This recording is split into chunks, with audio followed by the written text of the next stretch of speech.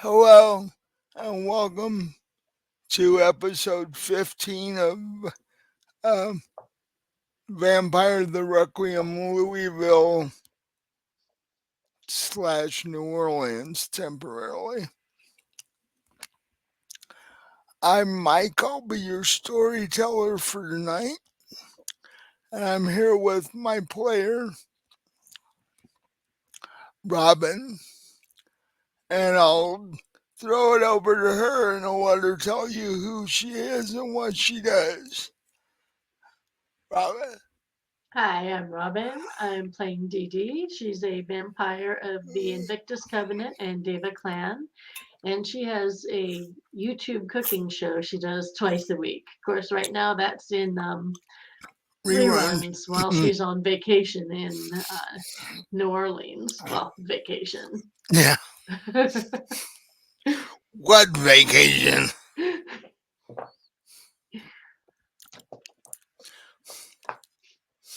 The only reason it's classified as a vacation is because you're no slightly less danger than you would have been in Louisville.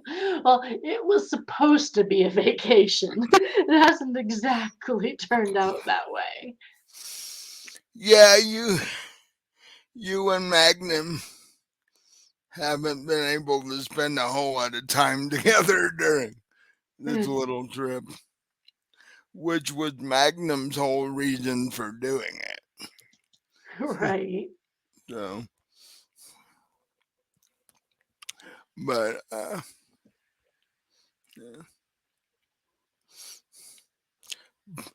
But things have gotten unexpectedly busy since you got here. Yeah.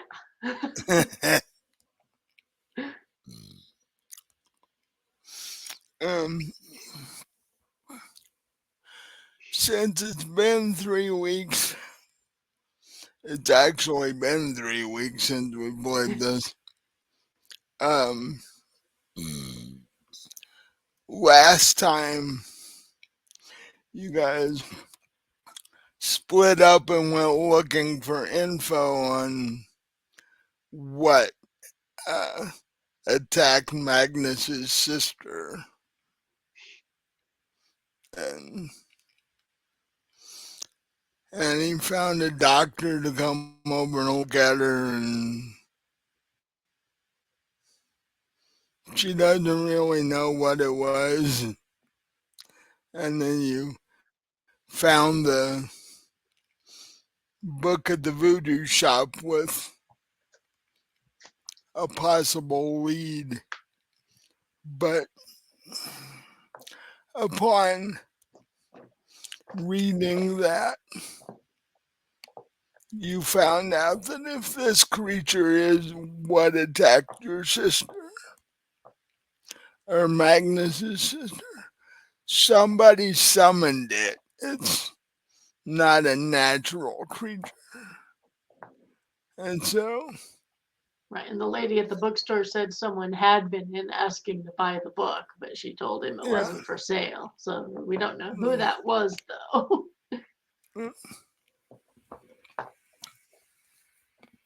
So, you met at the end of yesterday. At the end of that day, I don't recall that you guys decided what your next move was from there. You were all kind of tired and just crashed. So, Right. I'm not. Yeah, we'll have to figure out what our next move is. yeah. Oh, So, yeah. Did did Magnus talk to the former police chief's family last episode, or have we not done that yet? uh, you I think haven't, he did. Yeah, he went there by himself. yeah. Well, While you went to the, right. Well, when the werewolves and I went. right. And he also made a phone call to a couple of Maquette spies that he was familiar with. and he was going uh, to today. He was planning to go talk to them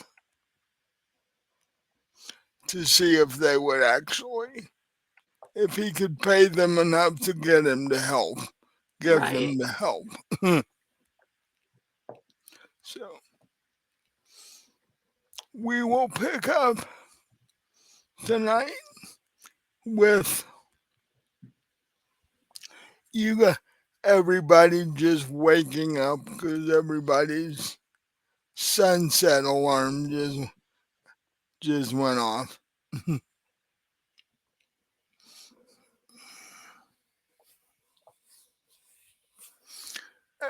And the first thing you hear is Sarah uh,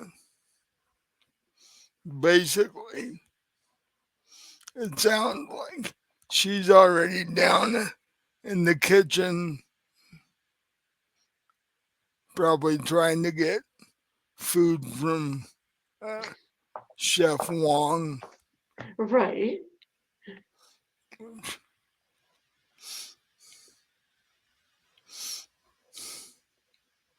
Because a growing, almost teenage girl who happens to be a werewolf gets hungry fairly quickly. So,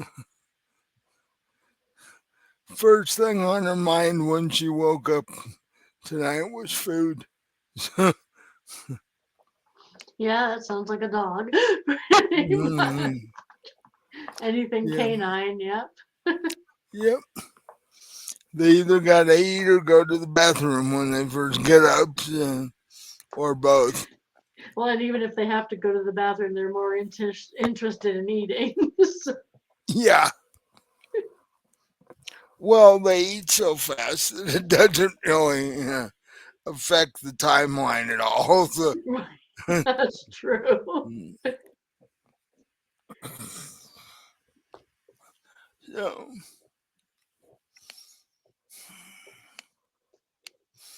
you you and Magnus sort of slowly stretch and slowly wake up.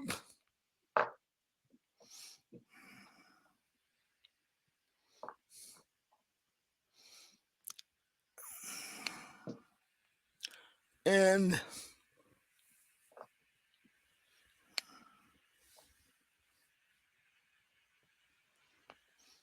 Magnus turns to you while you're both still in bed and kisses you and says, "You know what?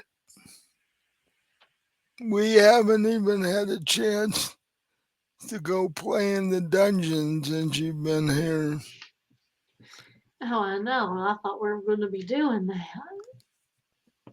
Well, I definitely want to, but things have gotten a little odd since you guys, in the time you guys have been here. Oh, yeah, I know. There's stuff we need to get figured out, I guess.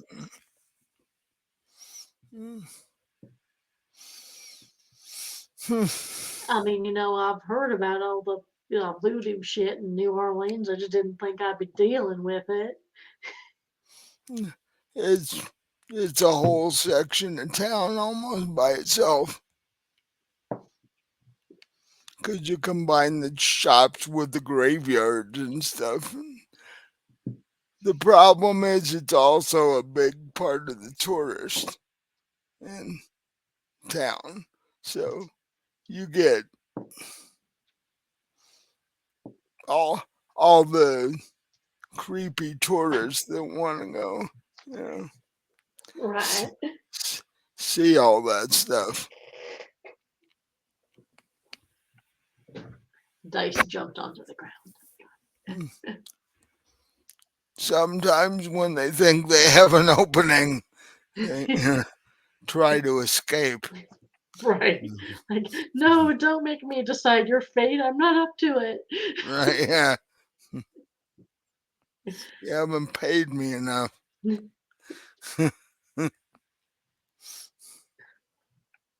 So, well, what happened is your dice have unionized and you're in big trouble. Oh God, no. Yeah. They'll be coming with negotiation forms soon.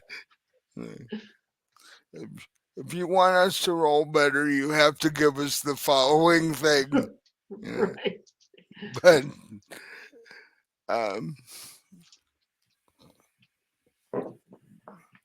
no, I need you. Speaking of dice, I need you to give me a wits and intelligence roll. Okay.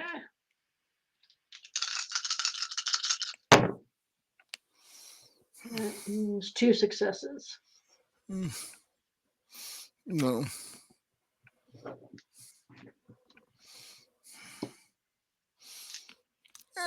As Magnus is still got his arms around you and the two of you haven't got up yet, you notice you hear a noise coming from down the hall. And it's not Sarah. What does it sound like?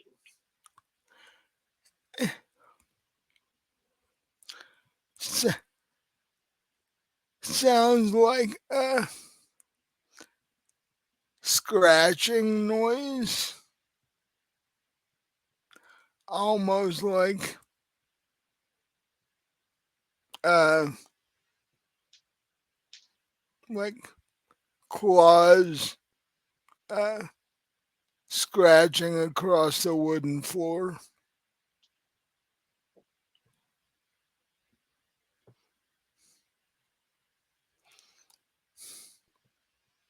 You said Yeah, down the hall.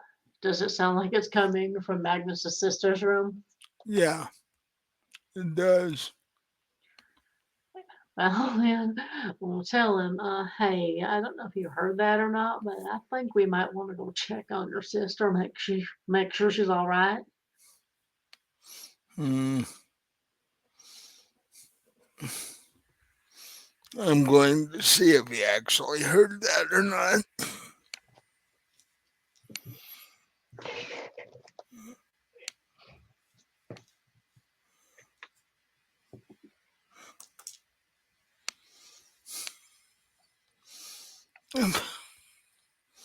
Uh, he said, yeah, I vaguely heard something. So, the two of you, uh, not really rushing, but yeah, getting out of bed with a little bit more urgency than you would have before you heard that. And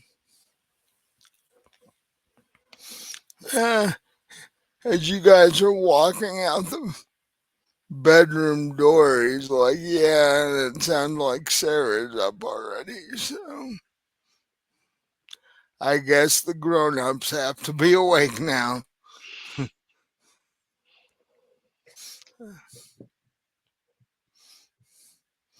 I really don't want her plotting with Chef Wong. So, Oh, I give her a few days, and she'll even have Chef Wong wrapped around her finger. oh, I, I don't even think it takes that long. Yeah. She's a cute kid, but she's even cuter when she's in werewolf form. So it's like, don't think it even takes that long.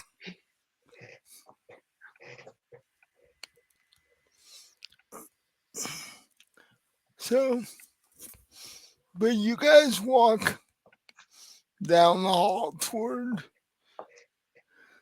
Magnus's sister's room. The door The door's closed.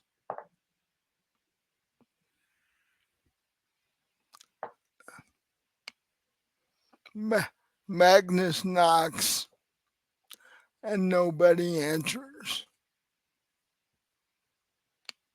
So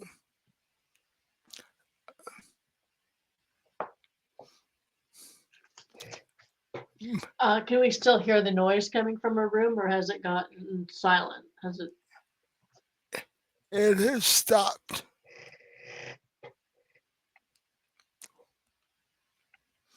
And um, Magnus is like, well, I could either get Eddie with a key or I could just break the lock and go in, but then I'd have to replace stuff. Uh, Not like it'd be majorly expensive, it'd just be a bother. Uh, so he decides to just literally turn the doorknob and make the door open, whether it was meant to open or not. Well, we can do that sort of thing. In fact, the knob on the outside of the door comes off on, and Magnus's hand is like, see, I told you. Now I'm gonna have to get Eddie to replace that. But the two of you push the door open. Um,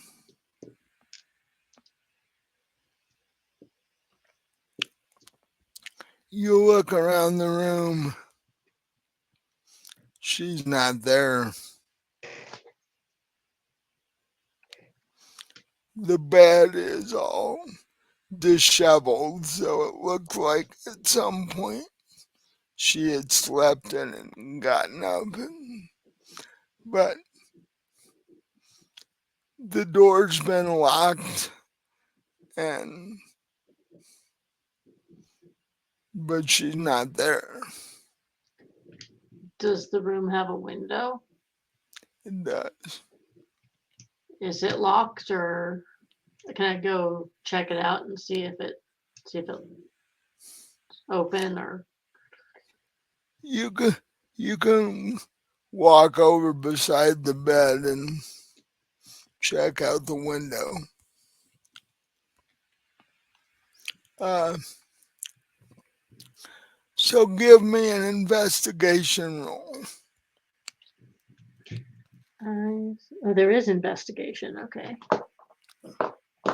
Okay.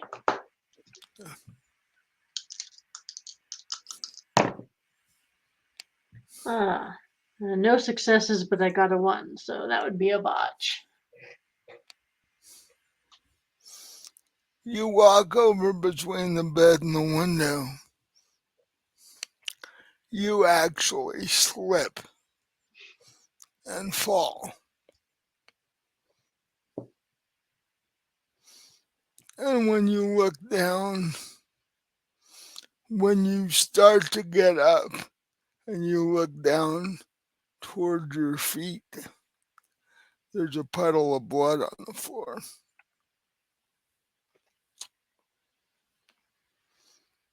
So, do you want to try the investigation roll again, or once you get up? Or, Yeah.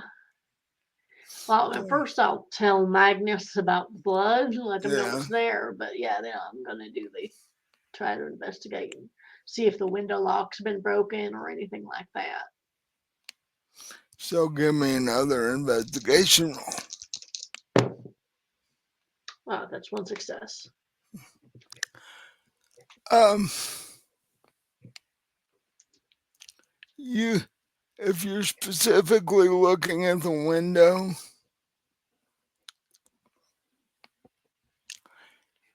once you move the curtains back, you realize 2 things. There are claw marks at the base of the window, and the glass isn't there anymore.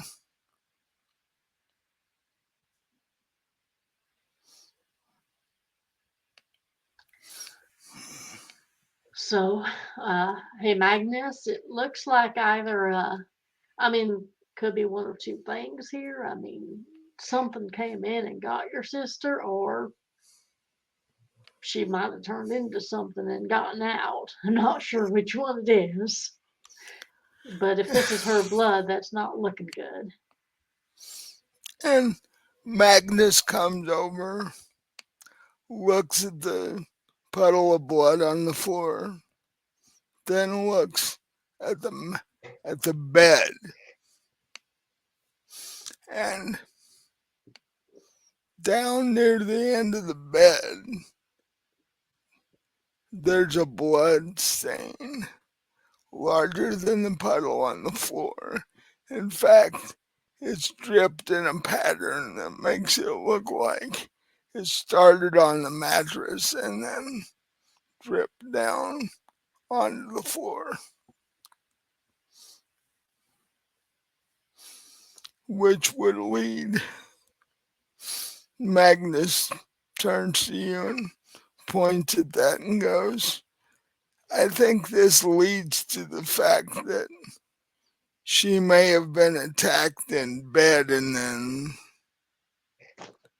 carried off through the window.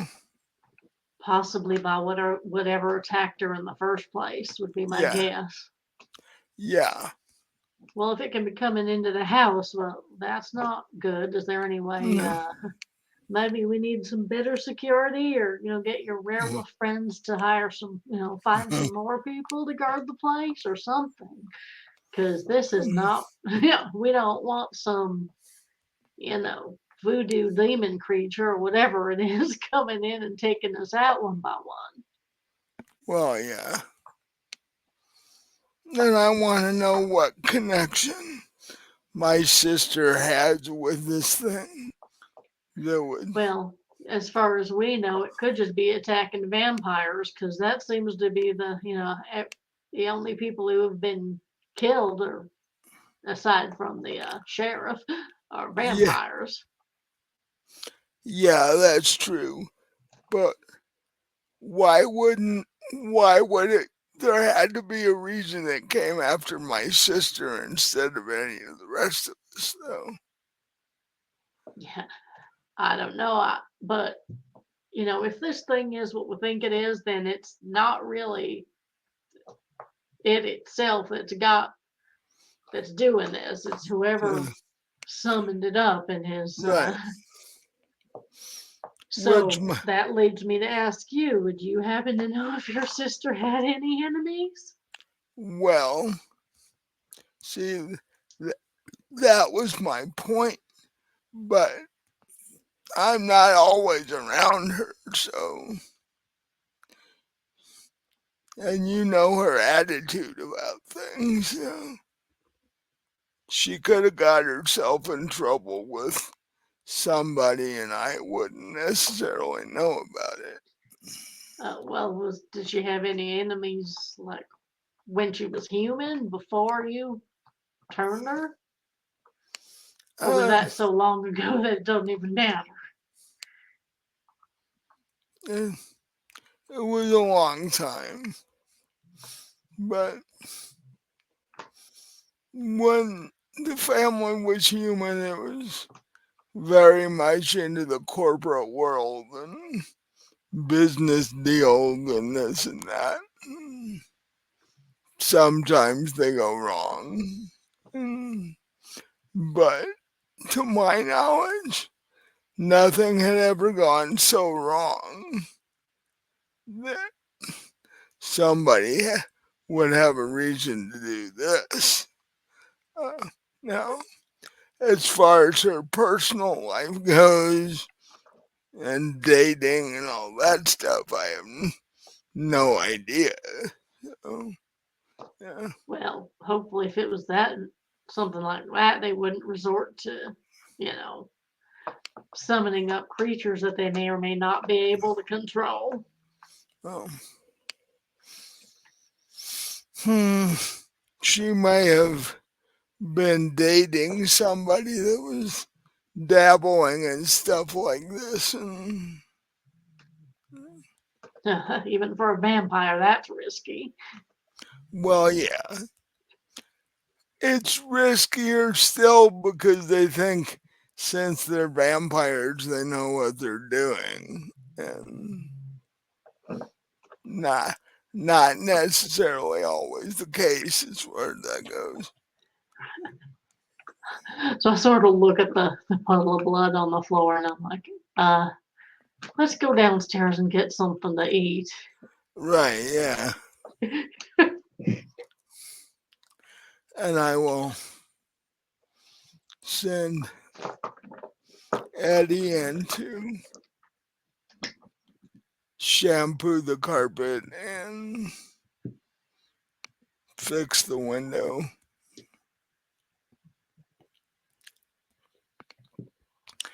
And so as you guys are walking out, he basically jumps on his cell phone and calls Eddie, and who generally hangs out uh,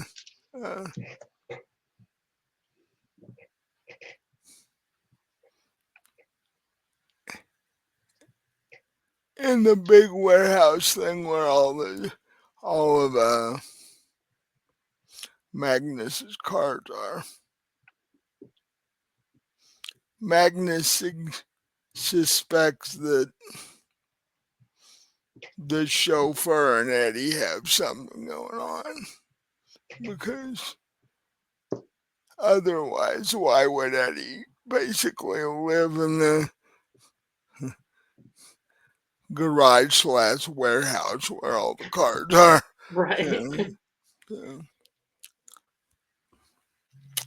But within a couple minutes, he runs upstairs and he's standing there and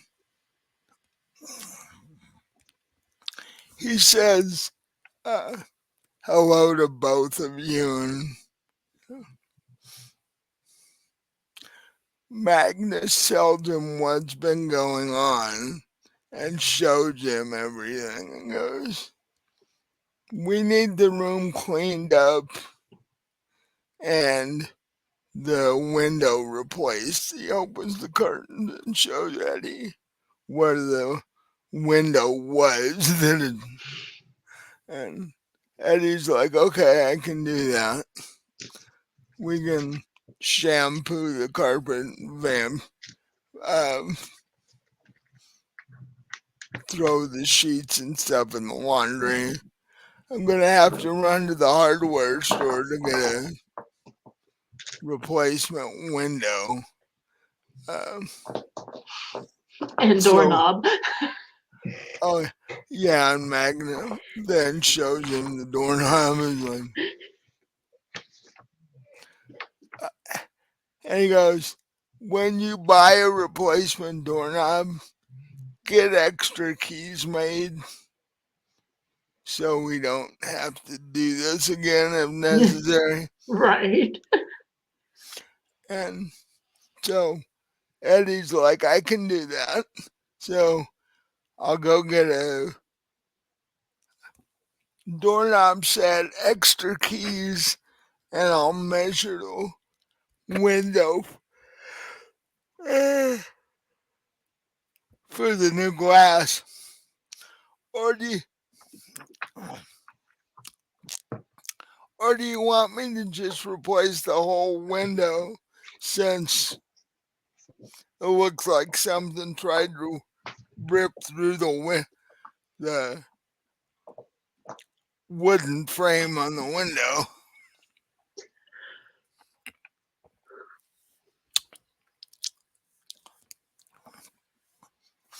Magnum thinks for a second and he's like, well, if you can measure that, you can probably find one that'll fit.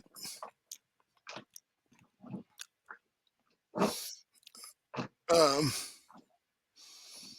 he turns to you and goes, you know what? We we could take the window frame that has the claw marks on the bottom,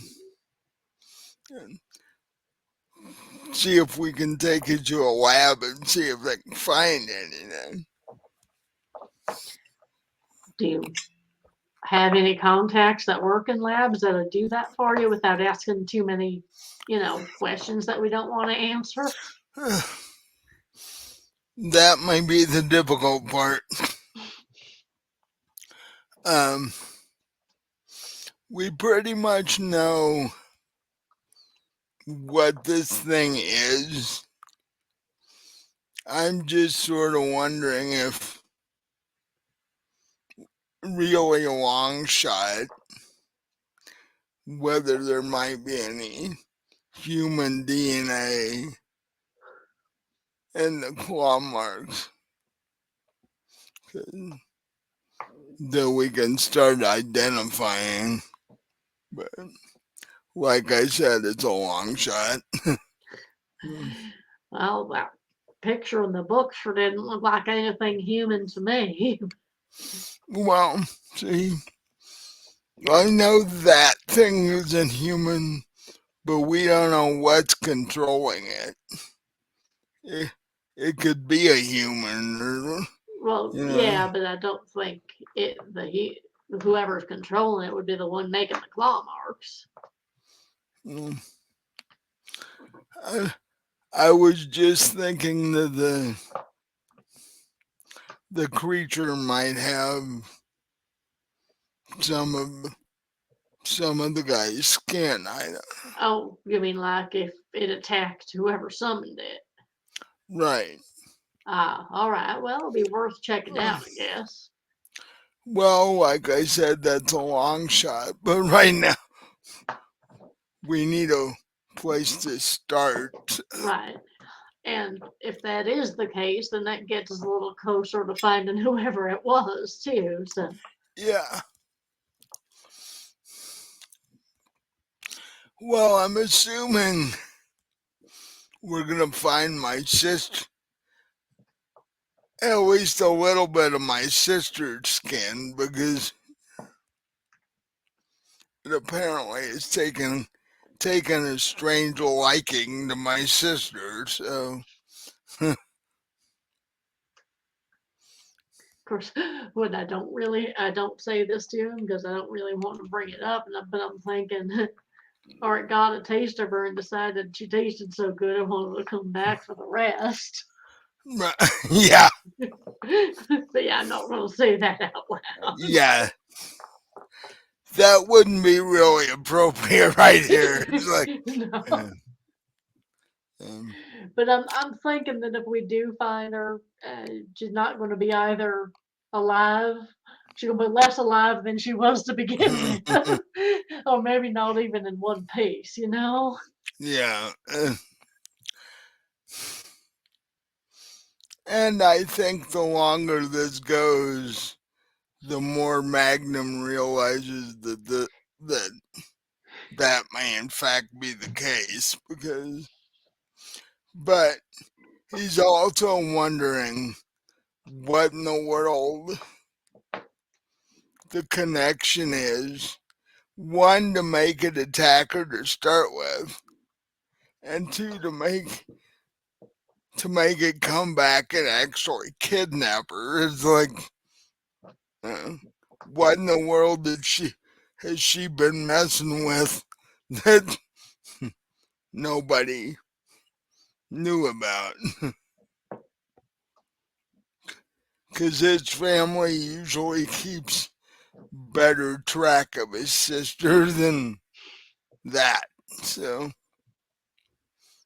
because she has always been a bit impulsive, as you can tell from the shopping trip with Sarah. It's like,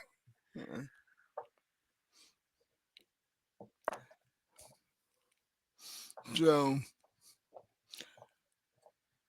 Eddie's like, I'll take the actual whole window with the frame and everything, so I can just replace it.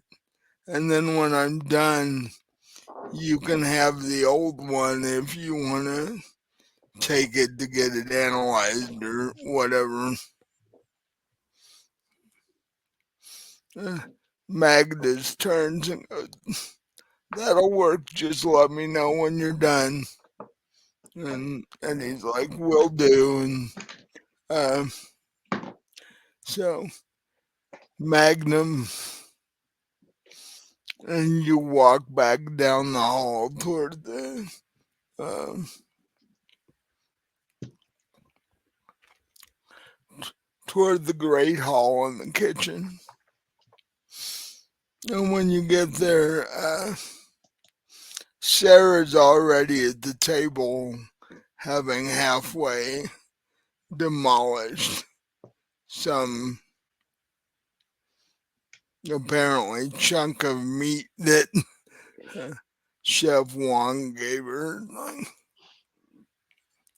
And he sees the two of you and smiles and shakes his head a little bit. It's like, I have to do more research on werewolves. I've never seen a little kid eat that much at one time.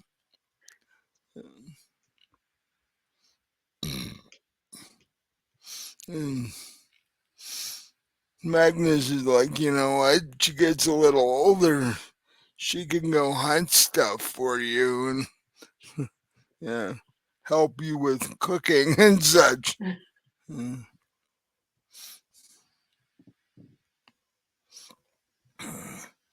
And he sort of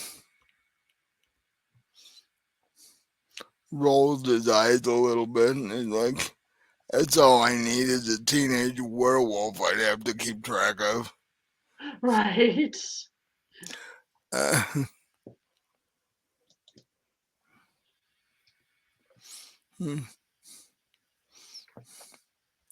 uh, Chef Wong goes, "Well, I guess the two of you want a tankard of blood since you just apparently just got up." Yes, that would be nice. And he disappears for a couple minutes, comes back with two tankards of blood, and sets them in front of you. Goes, "So what's the plan for tonight?"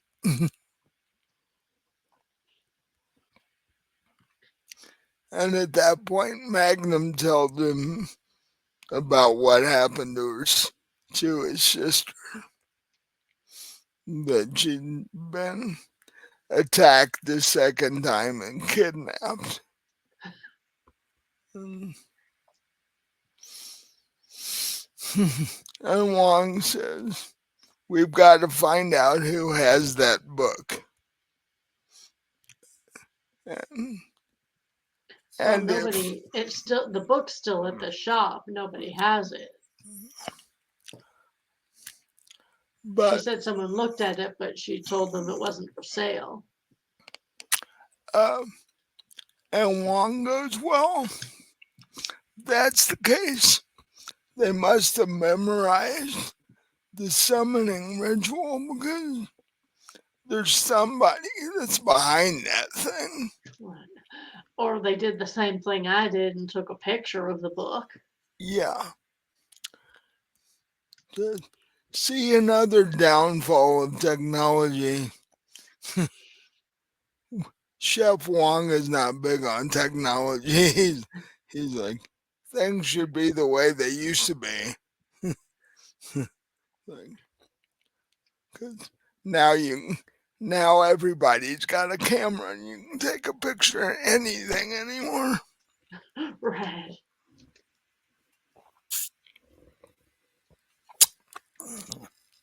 But no matter how they got a hold of it, somebody's using it. We need to find out who it is and get rid of them. Because, Well, the shop owner didn't seem to know who it was. She really didn't give a. She really didn't have much. Wasn't much help in that way. Yeah. Well, um, and Magnus turns to Wong and goes, "Oh, along that line, you do remember that Mabel's coming for dinner tomorrow night?" Oh, yeah. I did almost forget about that. And Wong is like, "Yep, been texting her about the menu already." So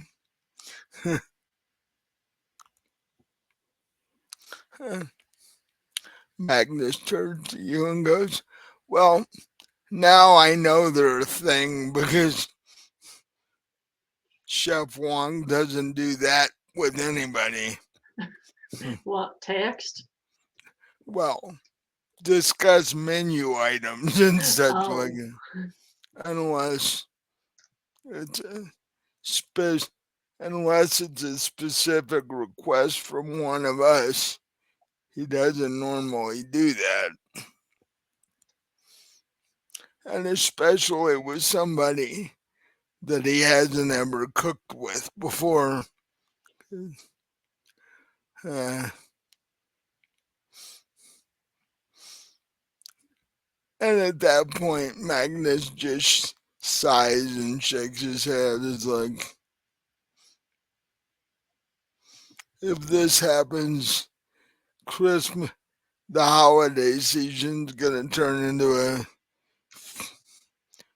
food fight.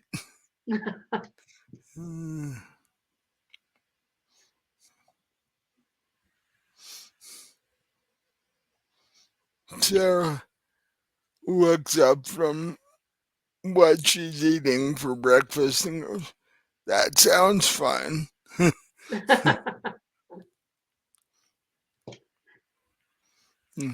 uh, Magnus is like, "Well, I don't think it'll be that much fun because Maple's big enough to body slam Wong, so yeah, could get messy in the end." Yeah.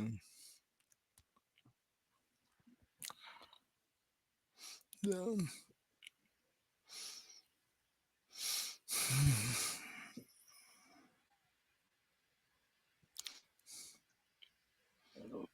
so, and Sarah just sort of chuckled and smiled and goes back to eating. And um, Magnus turns back to you and goes, "Is there anything you were planning to do yesterday that you didn't get done?" I don't think so. I think we did just everything yesterday that I was going to do. Oh,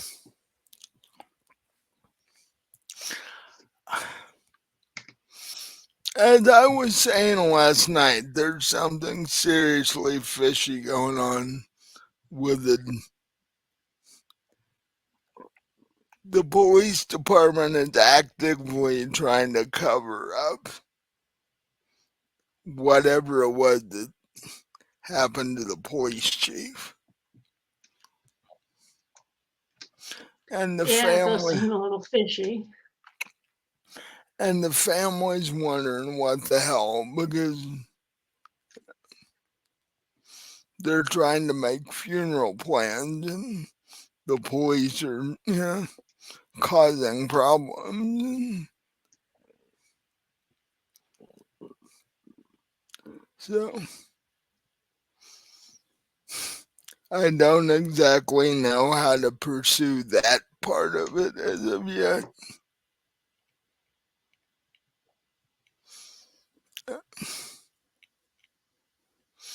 Maybe if we let that play out, the whatever the police department's up to will come out eventually.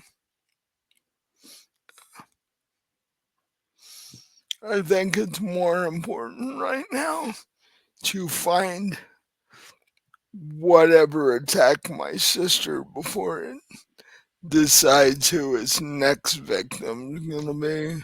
Right. Well, whatever attacked her, or whoever summoned it up. Yeah, because basically the victims are gonna be people that the person who summoned it doesn't like or has a problem with of some type. Right. Because the creature doesn't care one way or another. So, But maybe the way to find whoever summoned it up is to find the creature. I don't know how that sort of thing works. I've never summoned up anything yeah. myself. And the only lead we have as far as that is trying to track where it took my sister. And we can do that because I can smell my sister at a certain distance. But we have no, just for the start, we have no idea what direction they went in. Right.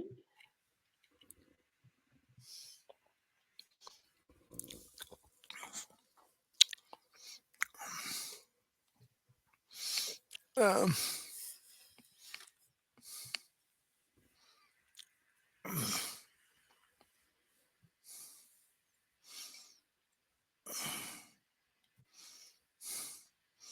and right about that time, Gavin and the other three werewolves walk through the door.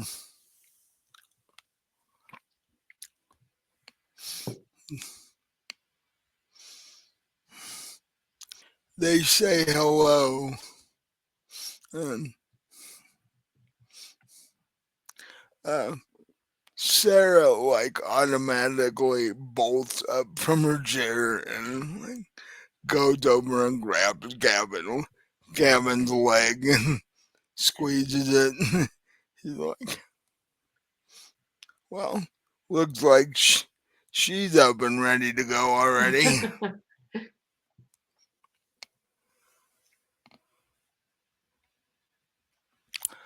But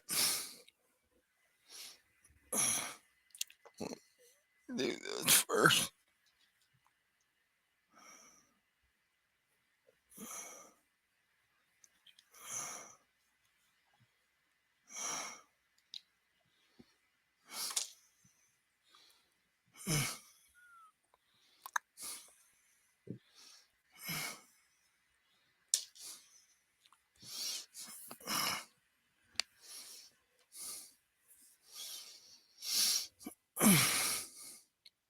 And while Gavin's sort of petting Sarah and playing with her a little bit, um, one of the other guys uh, says, "We did a little research last night. We talked to some of our friends around the neighborhood,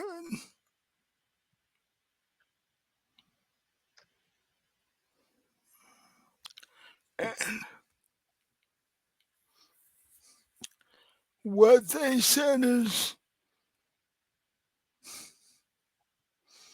they heard rumors that something unnatural was wandering around.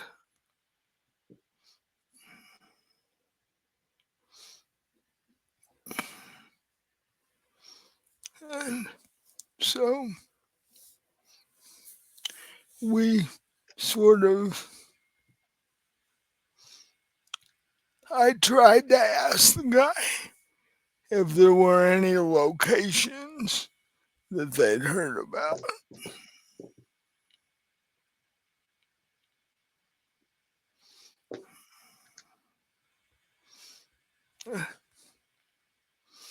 and he was told that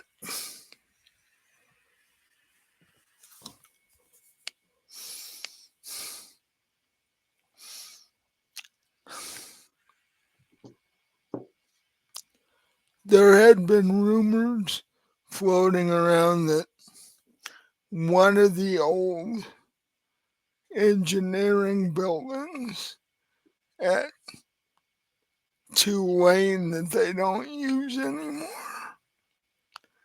other than for like random storage, that there'd been a strange amount of activity around there, especially at night, because unlike unlike you guys, most humans do stuff during the day, and so that might be a lead you want to check, because if there's something strange going on over there, um, whatever it is that has your sister might be, you know, if they're all connected, it may have taken your sister there, because at night nobody's around. Right. Which is So odd. wouldn't we look pretty conspicuous, hanging around there at night? I mean, if they've got, security cameras or whatever. Possibly. um, Although, from what I was told, they pretty much only use security cameras. They didn't fork out the money to actually, like,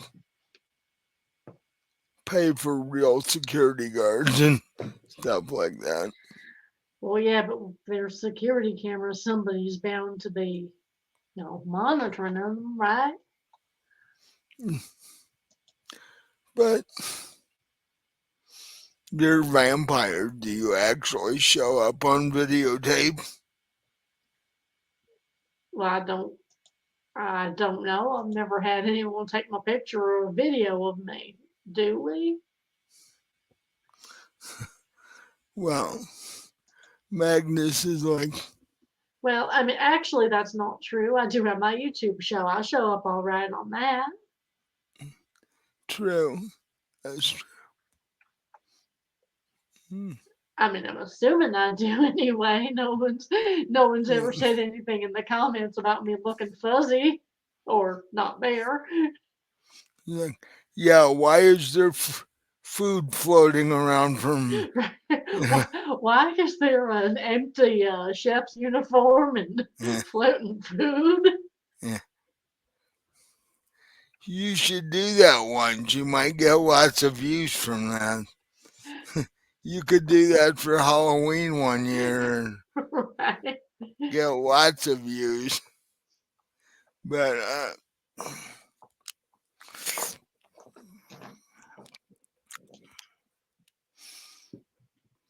no, we may have to risk it though, or at least possibly find a way to disable the cameras in the area,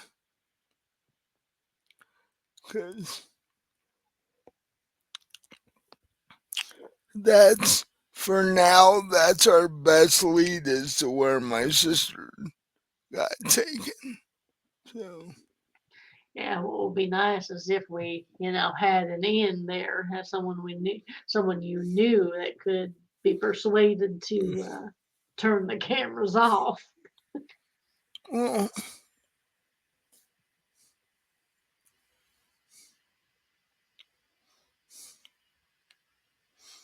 they have to have a campus police force, and they would be in charge of the video cameras. So if we could go have a little chat with the head of campus police, we might be able to get something done.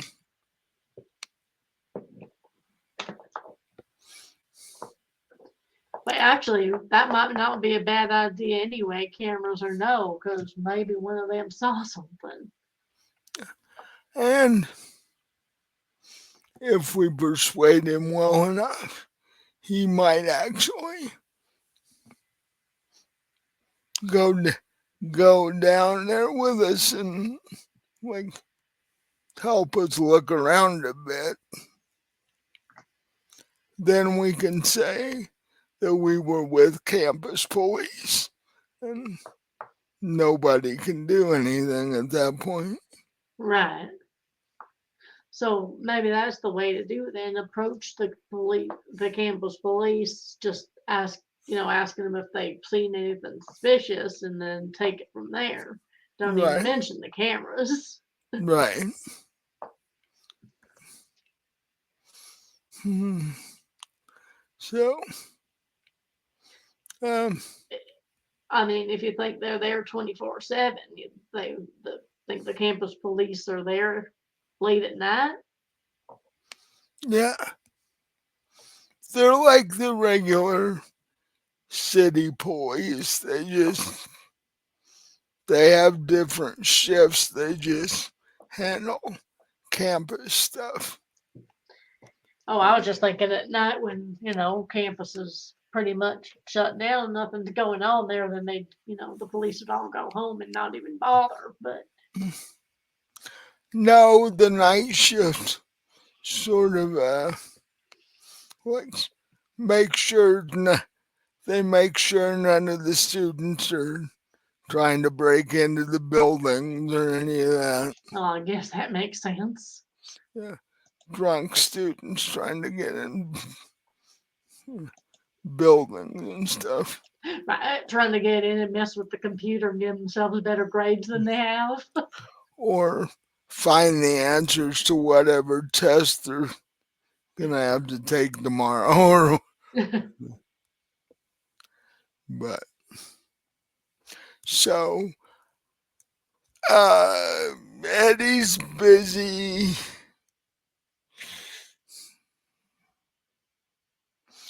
Okay, why don't we do it this way?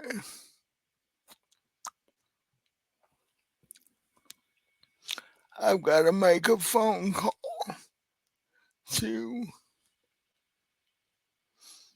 talk to these two maquettes that I may end up employing.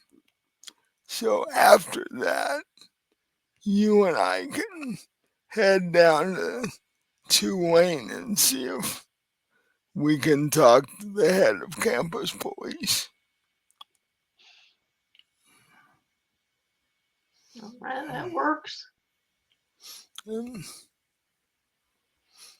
uh, I should just be a few minutes on this phone call. The maquettes don't like to talk on the phone a lot.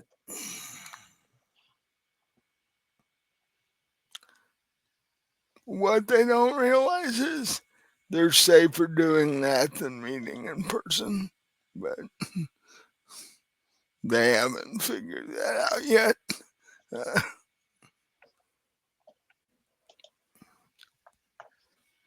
so he gives he he reaches over and squeezes you and goes, I should be back in like 10, 15 minutes. Uh, enjoy your tankard of blood. By the time you're done, I should be done with my phone call. All Um, right. I'm assuming, well, no, You haven't actually taken a shower or gotten ready yet. No, I'm going to finish my blood first, then I'll do that. Because you went directly from your room to his sister's room, so you haven't had a chance to do anything yet. And for that matter, Magnum's not dressed either. Uh, he's got a bathrobe on, but that's about it.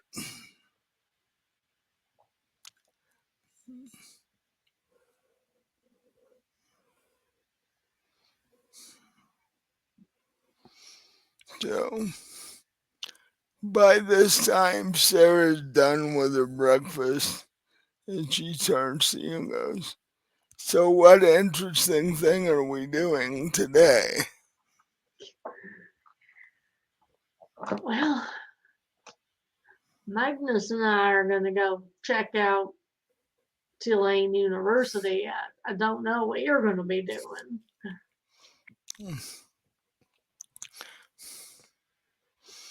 She says, "Do you have our security people doing anything? Or are they just sort of hanging around?"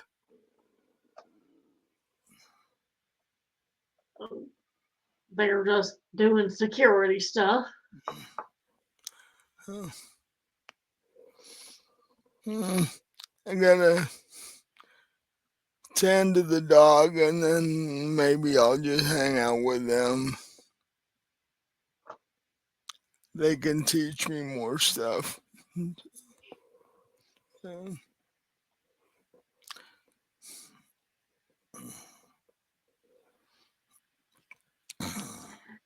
Now, just remember, if you get on their back, use the helmet and all.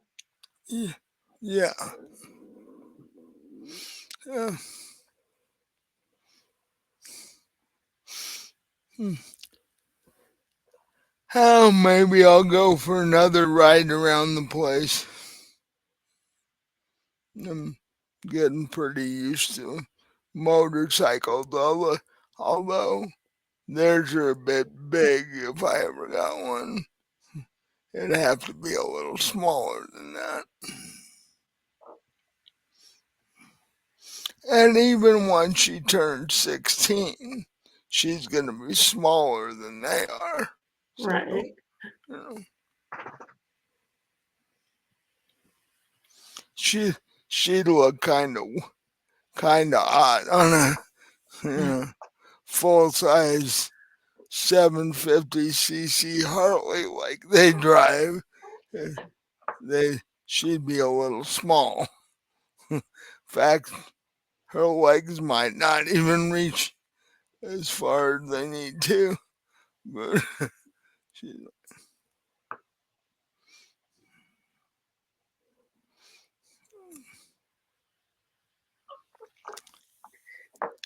What? You would like her? Is Debbie awake?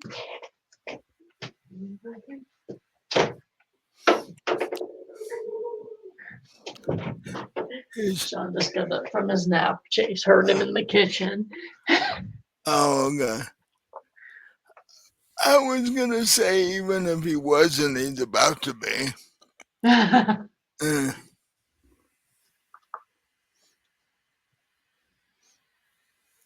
especially if he knows that Sean's the one that's gonna feed him today. So,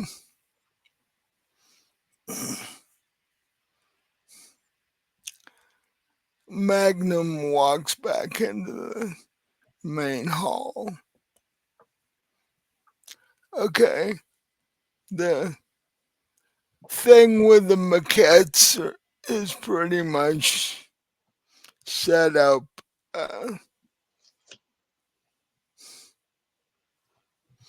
I'm gonna have uh, contracts drawn up, and then they'll sign them and within the next day or two. And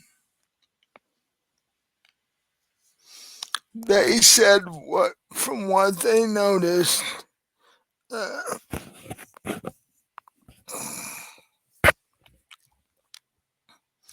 people in the voodoo sector and the larger magic community are starting to get nervous. Uh, a few of them who are uh, experts at working with energy have warned that there's definitely something going on. So maybe this thing wasn't just targeting my sister, because it sounds like other people in town have noticed that things are getting kind of odd.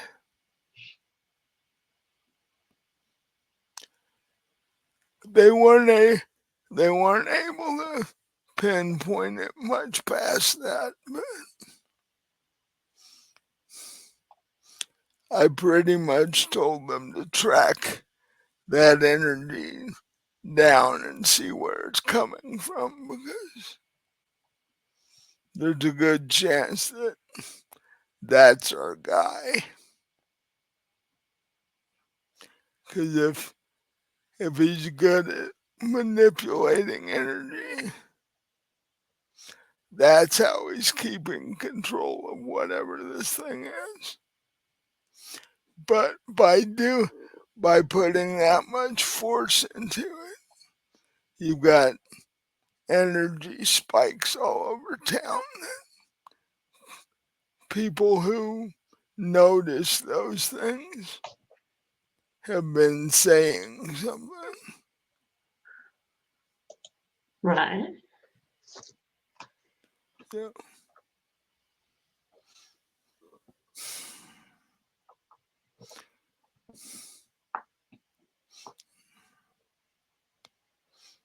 Um,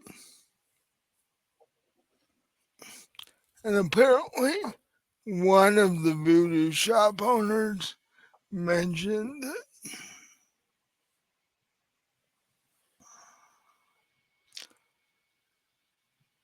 the energy is sort of messing with things at the graveyards. Because In what way? apparently this particular lady spends a lot of time in the graveyards in New Orleans, and she's like,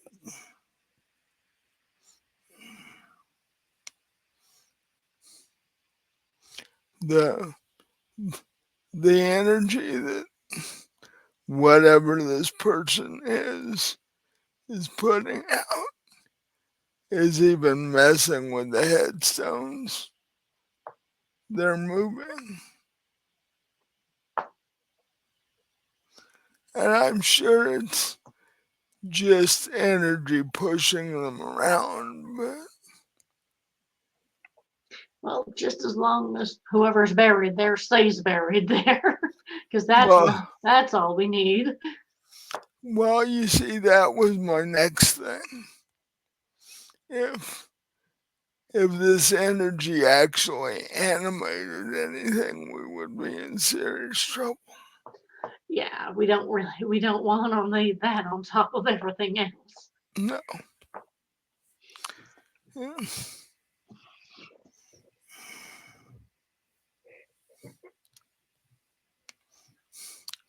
So my next question is, who do we want to go visit first? Do we want to go back down into the voodoo sector? Do we want to take a look around in the graveyard, or uh, Well, we, I think the priority is finding your sister if she's, still. well, either way, So I think what we need to do is if you think it's likely that whatever this was took her to Tulane University, maybe we ought to yeah. check that out first. Yeah, because I think everything else will still be there when we get done with that. Yeah.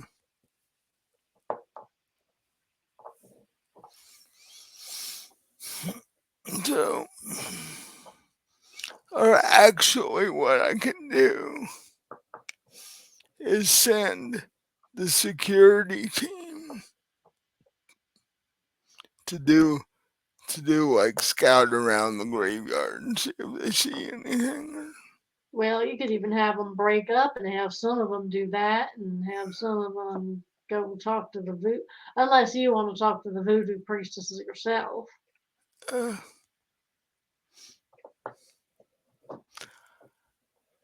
I don't know if they know anything more than what they told you,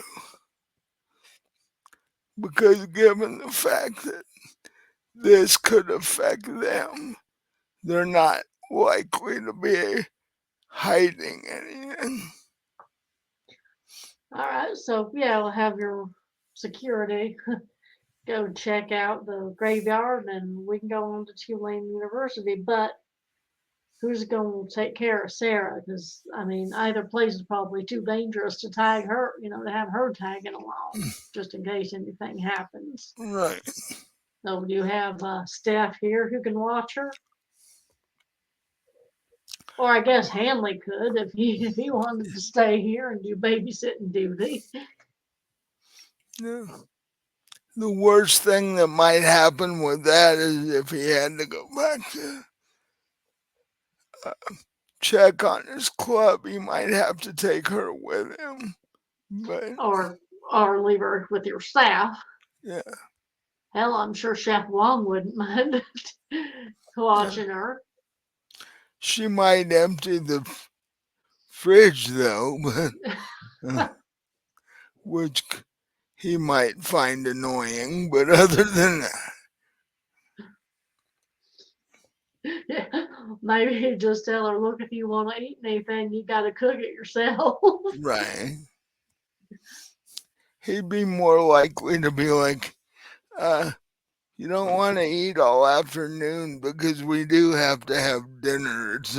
Or all night because we do have to have dinner at some point. Yeah. Um,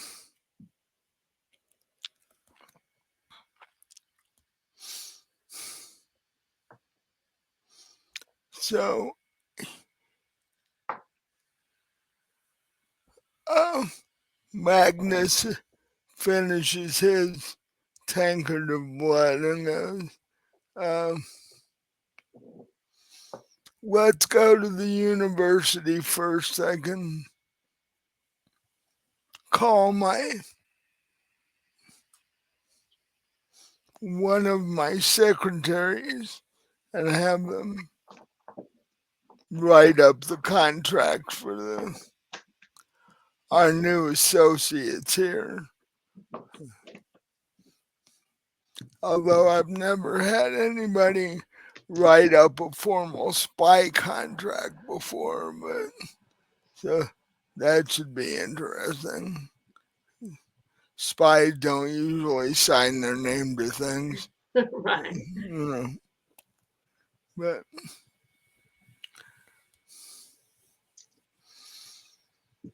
no, while that is going on, we can go down and snoop around and see what we might be able to find. So Magnus turns around to Sarah, told her what's going on. Uh, she, she's like, so the security team's going to stay here, or,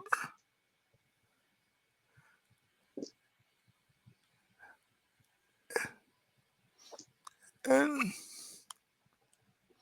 he's like, well, they've got some things to do that might not be safe for you to be involved in. So what I want you to do is go hang out with Hanley for a couple of hours until we get back. In fact, if you haven't gone and checked on the dogs, uh, you might want to do that because they're probably getting hungry. Uh,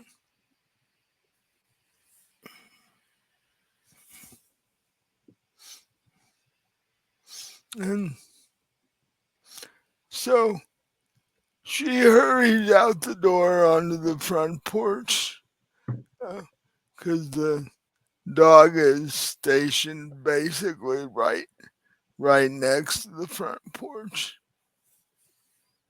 And Sarah starts playing with him and rubbing his belly and stuff like that.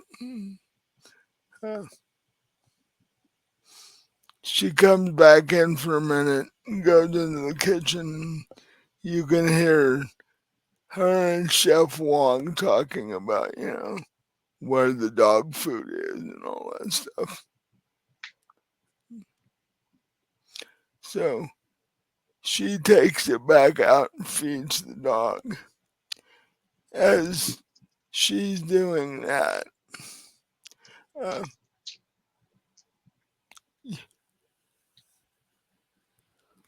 Magnus is going, well, I don't, I don't really know what car to take because you don't really want a limo or a fancy sports car down in that area of town. Well, yeah, you probably don't want anything too conspicuous at all. Right. So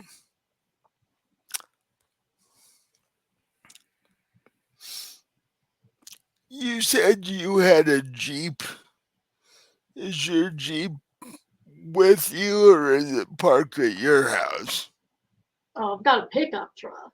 Oh, Yeah, that's back in Kentucky. uh, well, eh, the limo's out, the Porsche's out. 'Cause there's no way I'm taking my Porsche down into that neighborhood. Uh, so,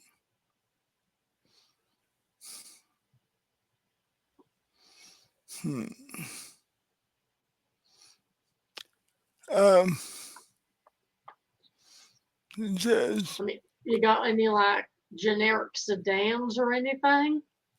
well, not really, but I do have a early 2000s Mustang that is fairly generic. Uh, it's had a few modifications though, but those don't, you can't see them from looking at it.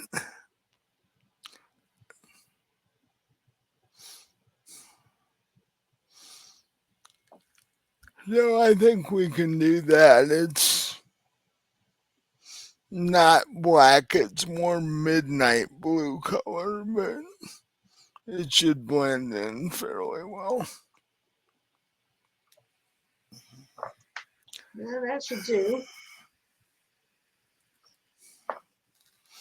Except with the modifications, it actually goes faster than the Porsche does. That's what I get with Eddie and the chauffeur. They're always tinkering with the cars and stuff. Oh,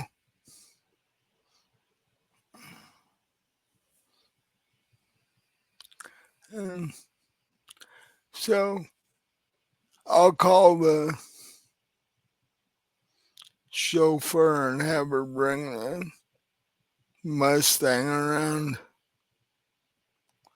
All right. Is there anything you need to do before we take off on our little adventure? Yeah, I guess I'll take a quick shower. Hmm. Okay, well, yeah, while you're doing that, I'll get a hold of the chauffeur. He pulls out his phone.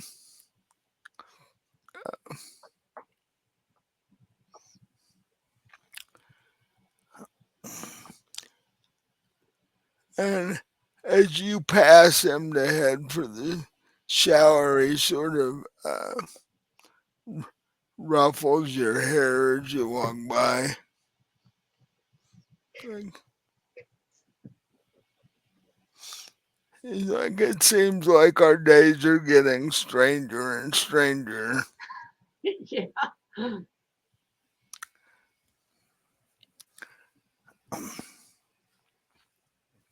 No, just so long as they don't get, more and more dangerous.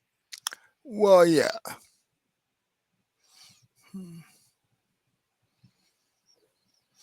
I hope my sister is still alive. Well, I guess alive is the wrong term. Yeah, me too. I don't really want to tell him how doubtful I am about that at this point. Well, he, in the back of his head, he's kind of there with you, but it's like, since it's his sister, he's like, I won't believe she's dead until I find out for myself. And oh, by the way, if she is dead, whatever did it is going to end up in pieces if I have anything to do with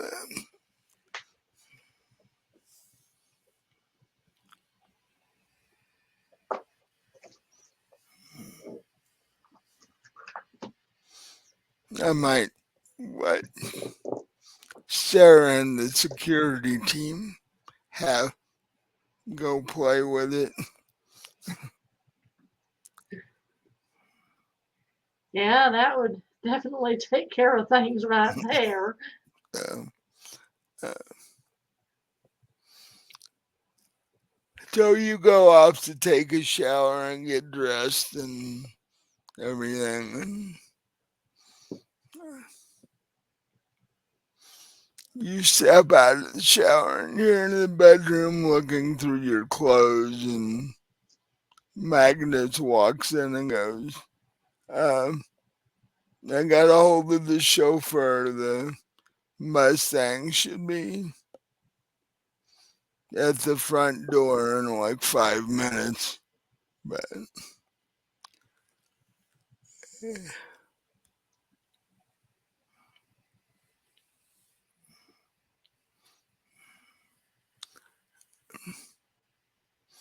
so he says, what, since we're going to be snooping around the university, you don't really want to go there in an outfit that's gonna stand out, if you know what I mean. No, I wouldn't think so. In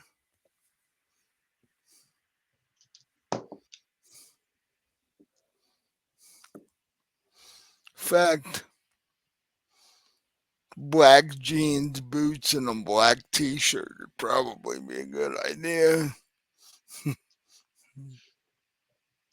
That way, That no, works. that way we're less likely to be seen by anybody.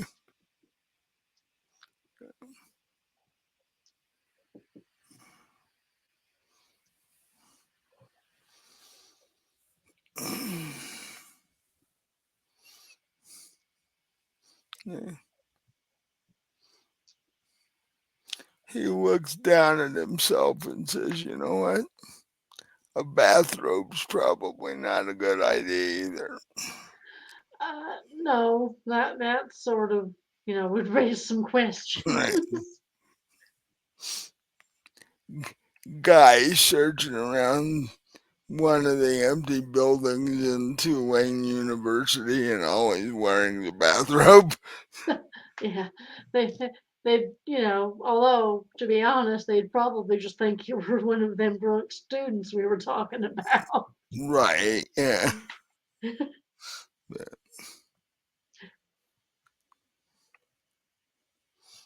so I will go change clothes while you're finishing getting ready there. He turned around and walks out the door.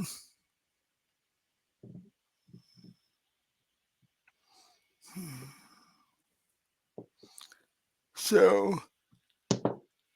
is that what you chose to wear? Is boots, a black t-shirt, and black jeans? Or, Yeah, I'll throw on a black denim jacket as well.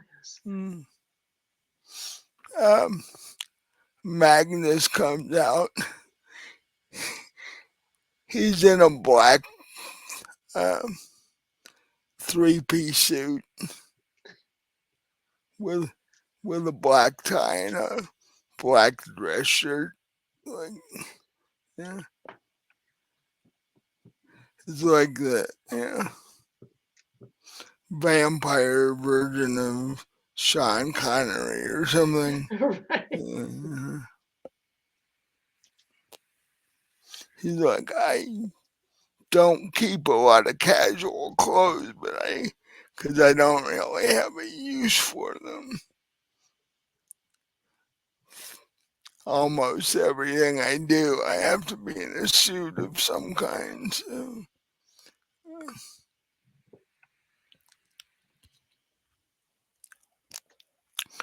But hopefully we blend in well enough. Well, hopefully this time of night it won't even really matter because there won't be a lot of people around. No, basically just the campus police in general, maybe one or two late night students that have homework that has to be done by the next morning, which they didn't start before now. Yeah, being a college campus, that's quite possible that there'll be a few of those. It's like, I'll get that paper done after I'm done drinking my brains out. Yeah. Oh, yeah, that's when you want to do. That's when you want to do a college paper that's worth points and all. Right, yeah. As an aside, in real life, I've done that more often than I want to think about. And what were your grades like in college? And depends on what the class was. Actually, if it was a history paper, I was fine. But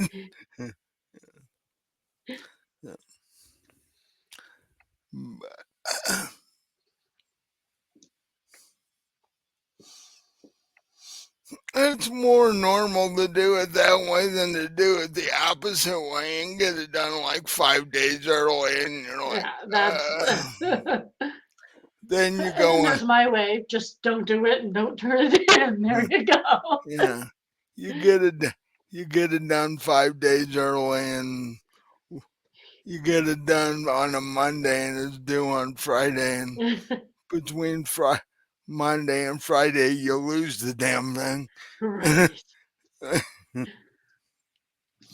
So that's the real reason that people don't do it before it's due. It's like they sort of ignored the drinking part, and they're like, well, I just didn't want to lose it before then. Right. So, um,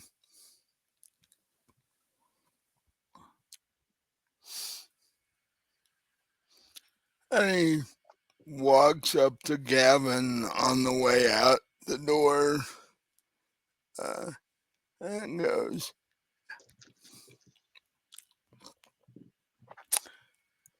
if you um, let me know when you guys get done talking to the people in the voodoo segment. section because depending on what we find in this uh, abandoned storeroom type thing we're going to, we may need backup. So uh, if we do, I'll call you and tell you.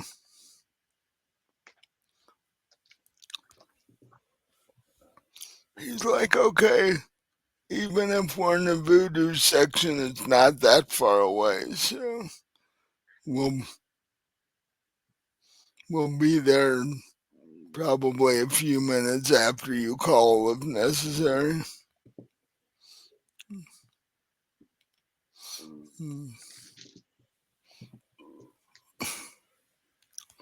I thought they were going to go check out the graveyard. Well, they are, but it's also in the voodoo section. Oh, okay. The the graveyards and the voodoo shops are basically in the one certain area of town. Oh, okay. They're trying to, control the zombie population and such.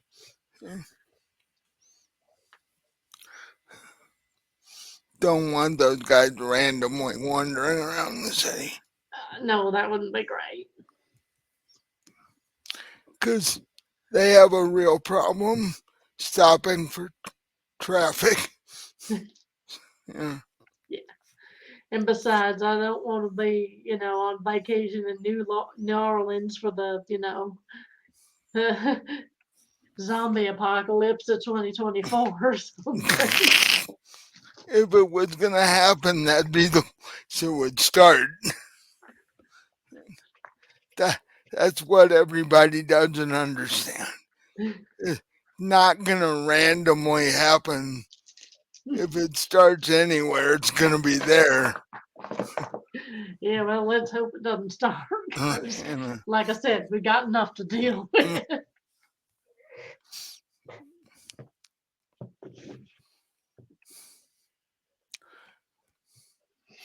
that makes me wonder. They use drugs to cause it. So I wonder if there's a concoction that they use to bring somebody out of it. Because I've never heard of them doing that before. So, because I'm thinking they probably wouldn't just let it wear off naturally.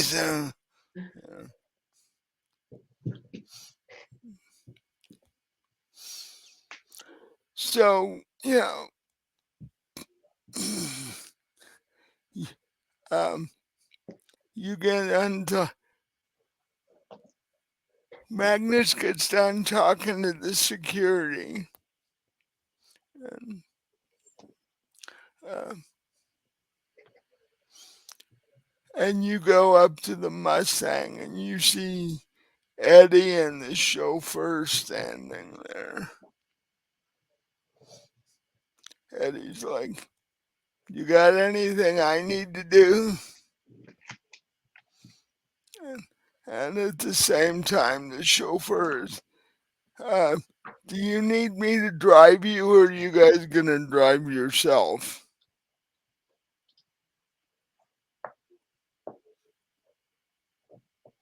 And Magnus says, "It's not that far. We'll just drive ourselves." And, uh,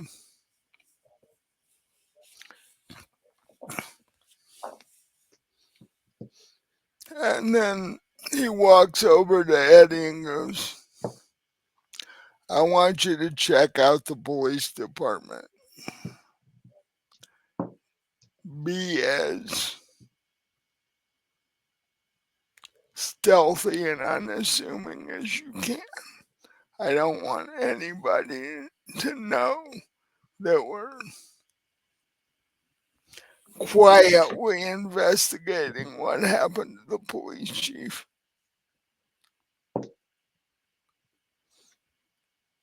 And he's like, I can do that.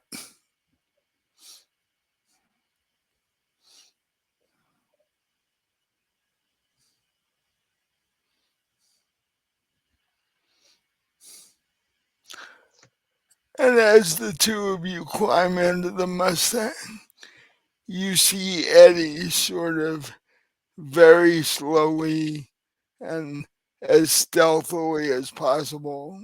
You know, you you turn your head to get in the car, and then you turn it back, and you see Eddie's arm around the chauffeur's shoulder,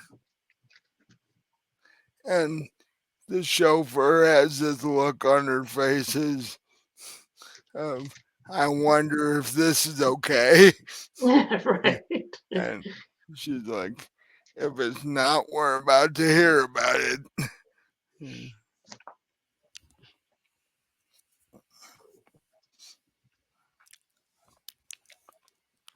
Because he's no doubt told her that Magnus wouldn't have a problem with it, but she's still kind of Right. not not sure about that. Right. She's like, yeah, I hope not. Right? Yeah. Because, like, I don't want to lose my job. So, Because Magnus pays his staff people really well. So, you know, if she lost her job, that'd be a serious chunk of money she wasn't getting anymore.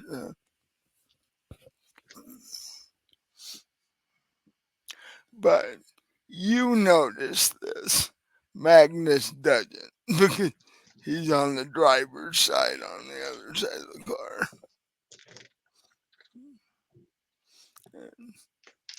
So you guys take off and head toward the university.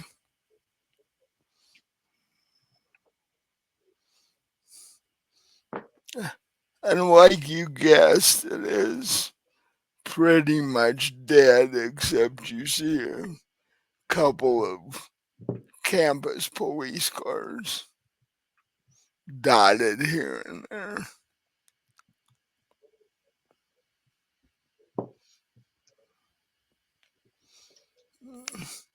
Well,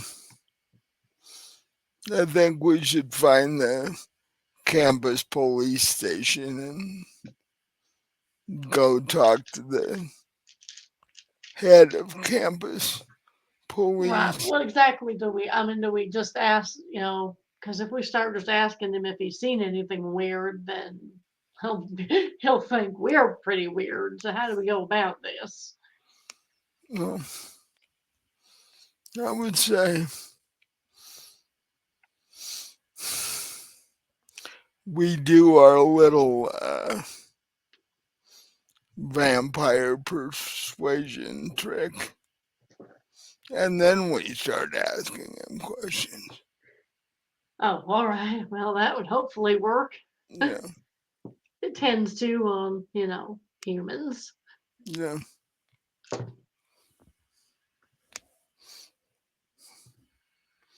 Here's a interesting thought.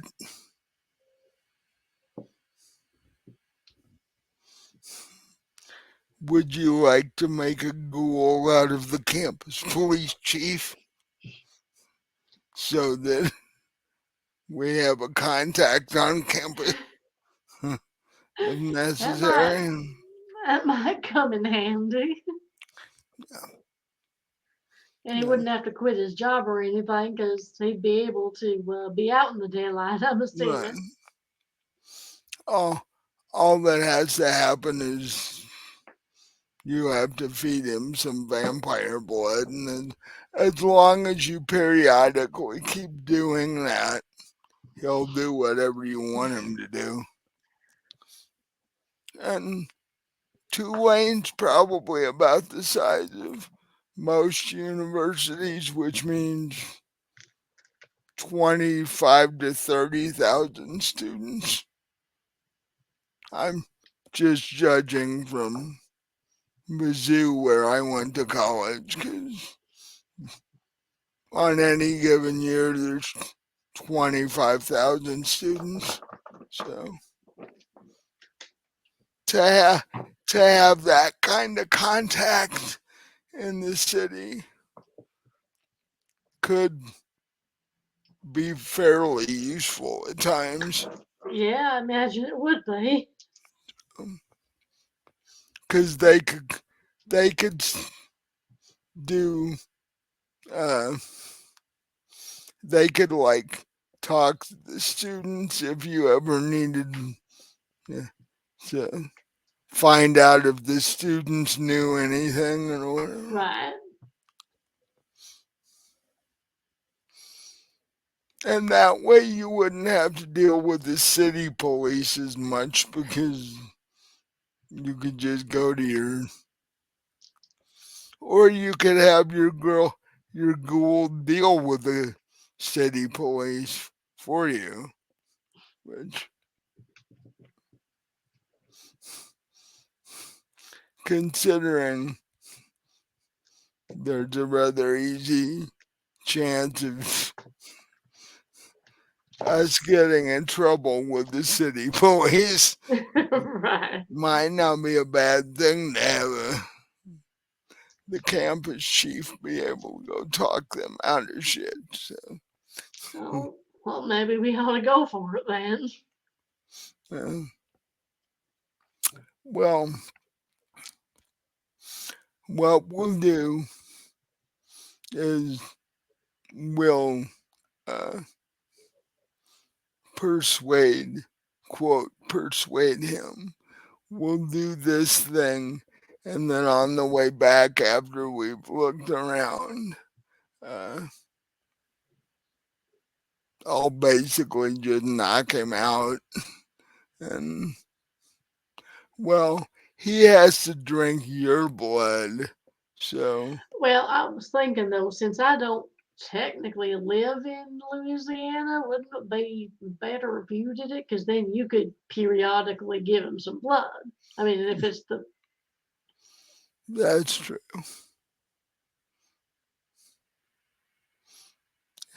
Yeah, Magnus is like, this going from New Orleans to Louisville all the time is a bit of an issue. Uh,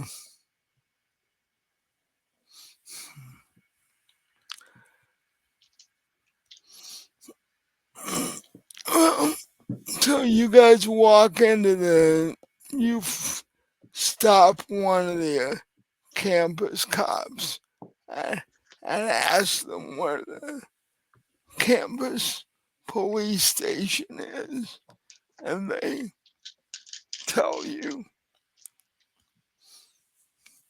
and it's actually not far. It's inside one of the main buildings, like the building where the student union is. Mhm.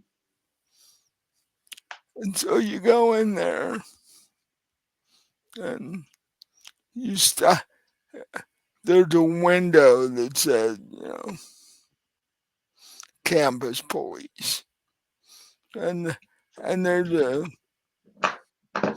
middle-aged and slightly overweight guy in a cop uniform sitting at the window.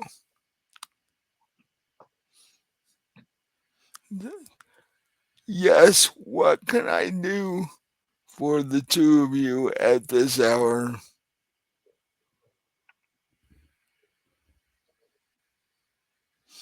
And Magnus is like, we need to speak to the campus police chief. And the guy's like, it is kind of late. Let me see if he's actually in.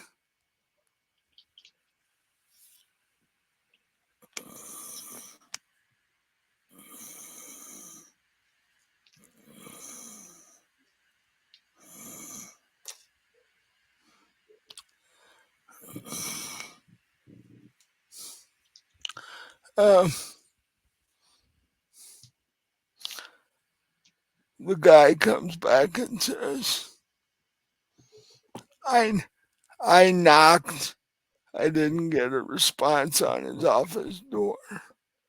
Uh, you are welcome to go back yourself and see if, you know, he, he might be grabbing a soda or something. So, uh, but the two of you are welcome to go back and check yourselves if you like. So we might as well do that.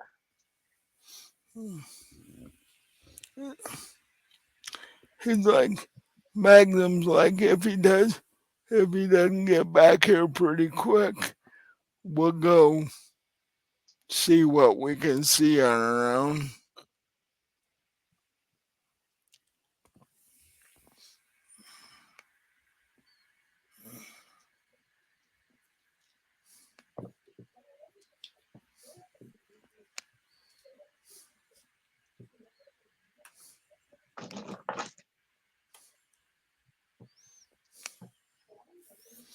But after a few minutes, he you see him walking down the hall with a subway bag, and or actually in New Orleans it'd be from wherever the local uh, the closest poor boy sandwich shop would be. And he looks up and sees the two of you standing there next to his office door. Oh, I'm Chief Miller. What can I do for you? And Magnus tells him that he wants him to escort us to the, the bill the unused building. And he's like, what do you need from there? It's just storage and such. And Magnus, you see his eyes get bigger and he starts just staring at Chief Miller. And uh,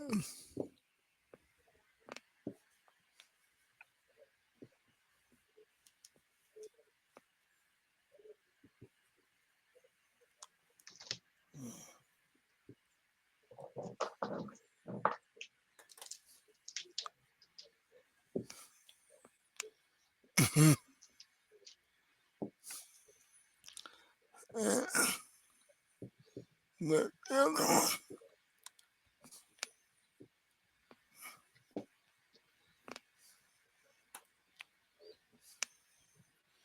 no.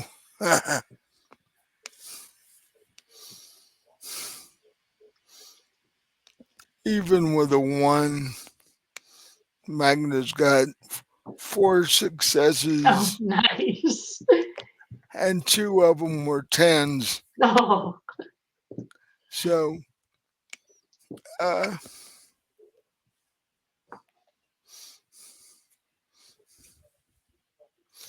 so, and you see Chief Miller's eyes get sort of droopy, and it almost looks like he's asleep on his feet. Uh, Magnus, being neat and polite, takes the sandwich bag out of the guy's hand and sets it on a nearby table so that he doesn't drop it and end up wasting his dinner. Although after, in the next few minutes, he won't be able to eat it anyway. Oh, ghouls can't eat fruit either. I Once thought you they were more human. they are, but once you start feeding them vampire blood, it's like it messes up their digestion and such. So do they have to go find it themselves like we do then? No, they just wait for you to Oh. come and give it to them, Oh, basically. so the poor things could actually starve for like months or whatever. If you had a vampire that was randomly making ghouls just for fun and not caring, yeah.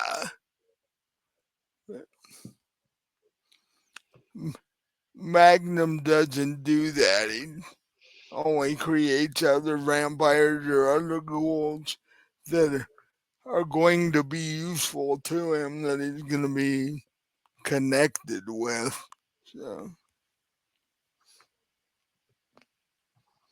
Because I could just picture a bunch of rogue, starving ghouls running around killing everybody because they're yeah. hungry. See, that's what happens if you have, like I said, a vampire making ghouls indiscriminately. Right.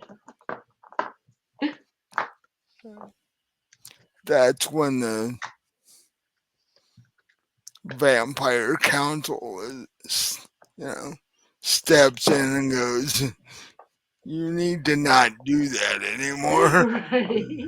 It's like, yeah, your ghouls just killed like an entire family. You might want to not. Right. The prince is not happy with you. So yeah. And Magnus basically tells the chief that he's going to help them go in and look around this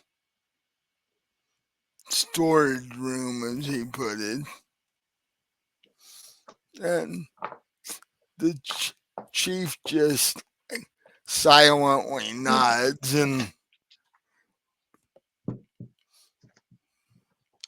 uh,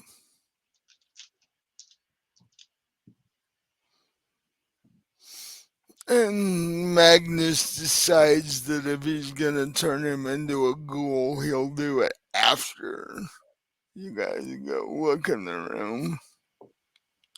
So uh, the campus police chief walks the two of you out the door, and I'd say you walk for about 10 minutes to the back edge of campus, and there's this 1-story building there that, the yard around it's kept up nicely, but it looks like they're not keeping the building up very well, Right. since it's now become just a storage building.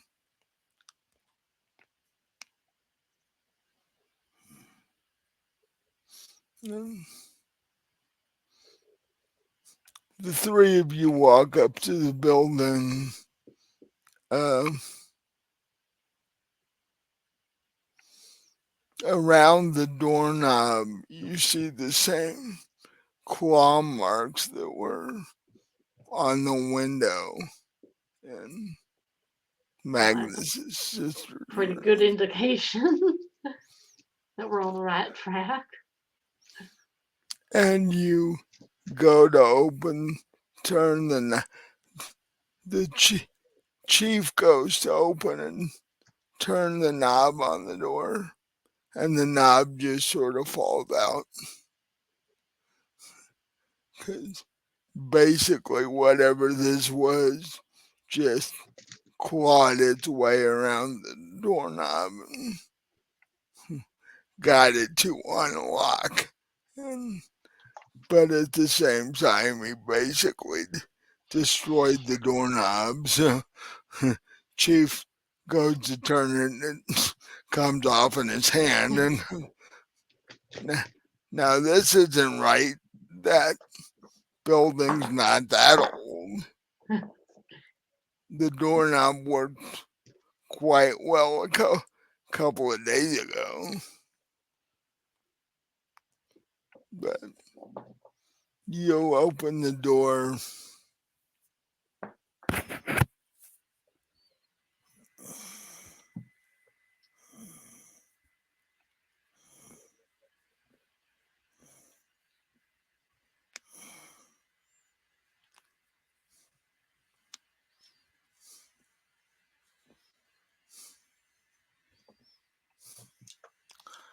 Actually,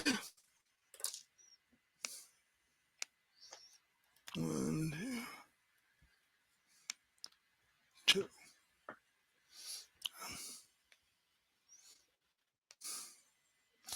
So, which one? What? Uh, what position are you guys in as you walk in the door? Well, I mean, we're both behind the guard, I'm assuming. So, the chief walks in first, and then the two of you are behind him. Right. Yeah, the two of us will walk in behind him side by side.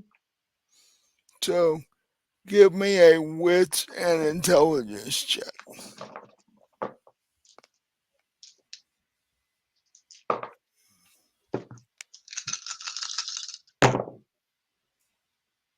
Okay, that's a 10.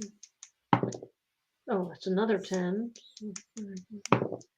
And it's 9. So altogether, I have 4 successes. So, vampires having night vision, even though it's dark inside this building, you see fairly easily.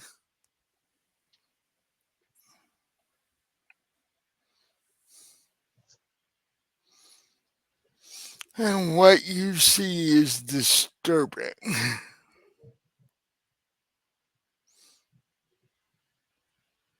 In the front corner of the room, and it takes up about the front quarter of the room itself. It's a very elaborate looking laboratory setup with beakers and tubing and strange colored things running through the tubes, and like there's an experiment in mid process. But over next to the opposite wall is a what looks like a modified hospital bed that is actually t- tilted up at an angle where uh, the person, if somebody was in it, they would almost be standing, but not quite. Is it empty then? There's nobody in it? Uh, no, there is. In fact, there's somebody in it and somebody also laying on the floor underneath it. And the person that's strapped in it you've never seen before. The person laying on the floor underneath it you've definitely seen before. It's Is it Magnus. Magnus's sister? Yeah. And she's not moving.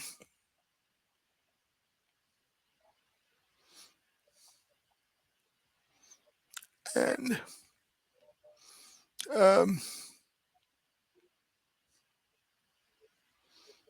the police chief almost by instinct tries to go over to the bed that there's this person strapped to, but he gets just outside of arm's length range and stops and looks like he can't go any further than that.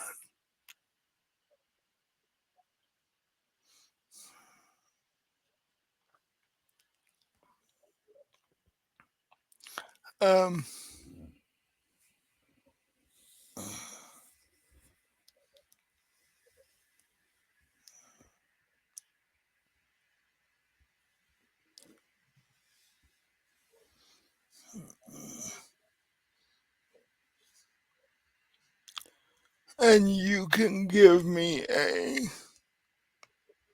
uh,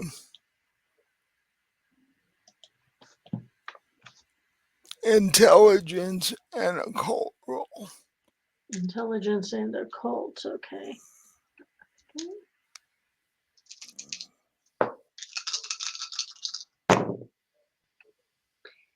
One success, and it's a 10. So it's another 10. So it's 2. Okay, so 2 successes altogether. When you see the chief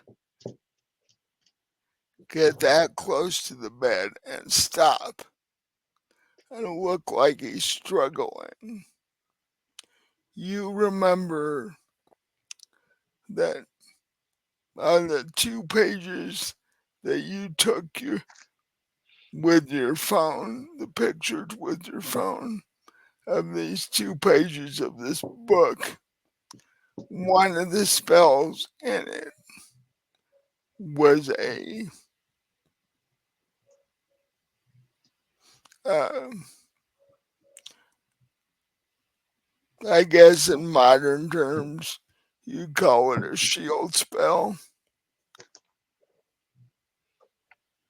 and to you it looks like that's what the campus police chief has run into.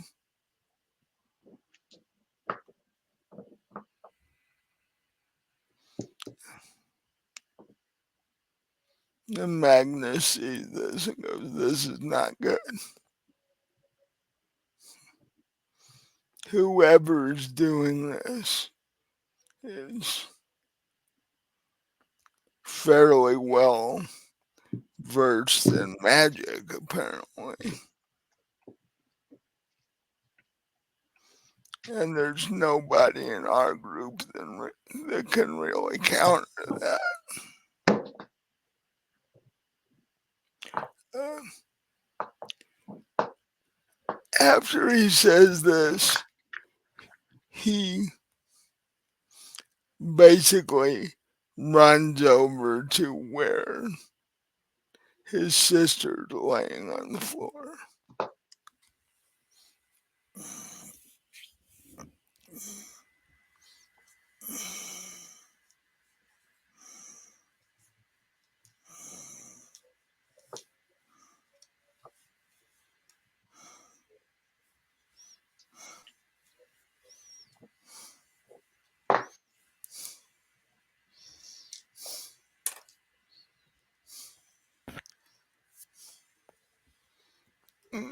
Yike.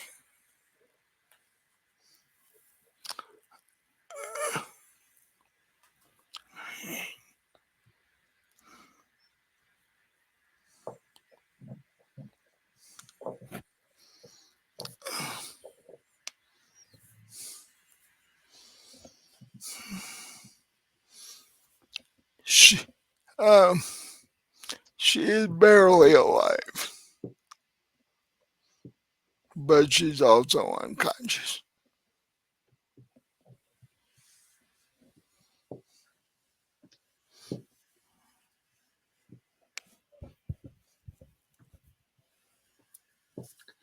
Where's the security chief? Is he still like struggling with the shield, or what's he doing?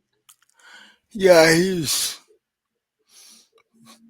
trying to be all macho and trying to bust through the spell physically. Yeah, well, I'm going to kind of walk up and take him by the arm and pull him back a few steps because I want to ask him. I want to ask him if he knows who that guy on the table is.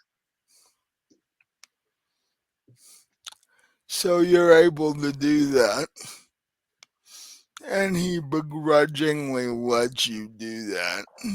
He turns and looks at you like, "Why did you do that? I'm in the middle of doing this."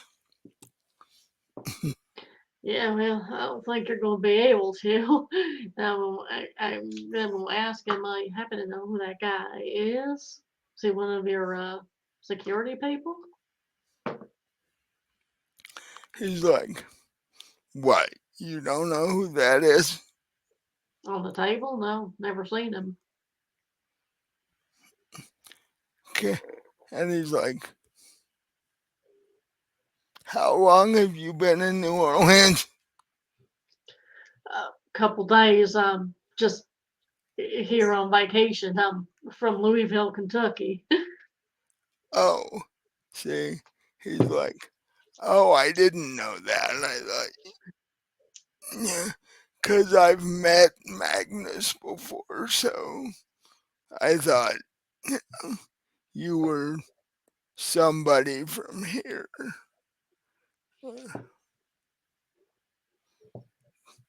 Uh, that's the governor of the state of Louisiana. Oh, Yeah, what's he doing here? you figure that out and tell me, and then we'll both know. Uh,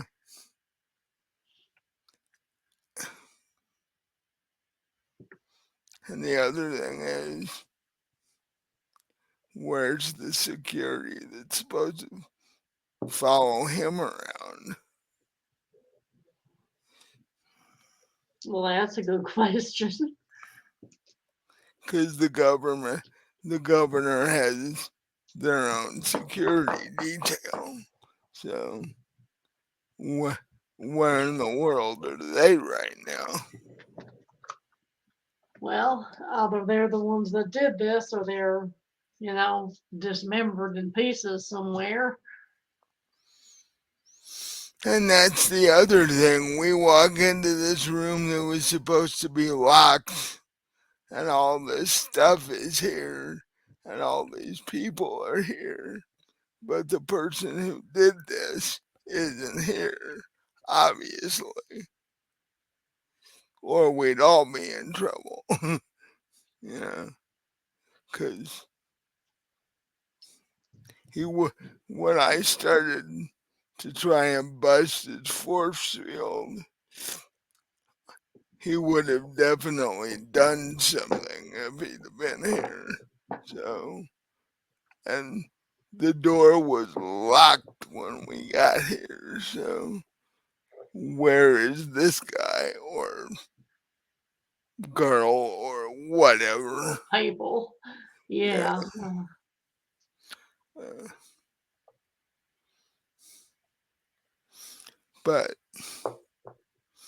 we can't let it out that the governor of Louisiana is strapped to a bed unconscious, and there's no real way to get to him. No, that's probably not something you want, in public media right now. Don't let the press get a hold of it. That's for damn sure. the city would go nuts. The state would go nuts. Right. And I'm sure it's the kind of thing the press would love to get a hold of. You'd have FBI down here. You might even have the National Guard show up down here for all we know. So, yeah, that's not some of the info that we want spreading around, No. which means the three of us need to figure out what this is.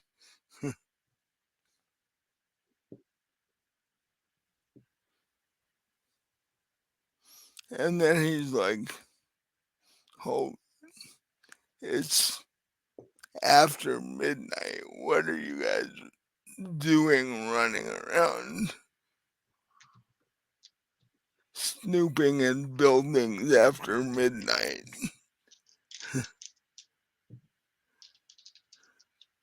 Well, we caught wind that there was something weird going on here. We didn't know what, but somebody saw something and, we thought we'd come check it out. You seen anything weird recently aside from this?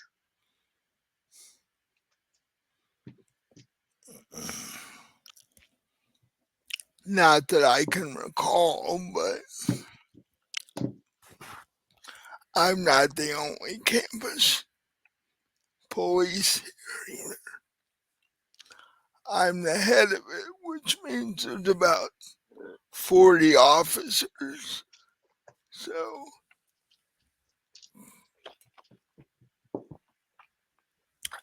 but then again, none of them have reported anything odd to me. And I would imagine if they saw something like this, they would, definitely tell me about it.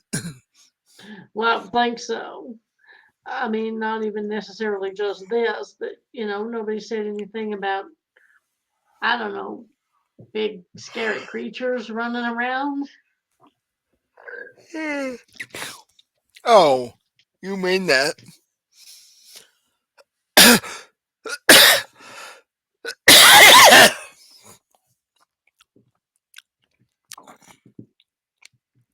Something that maybe might have left those claw marks around the doorknob, that sort of thing. Yes, that sort of thing. Yeah, no. If any of us would have seen that,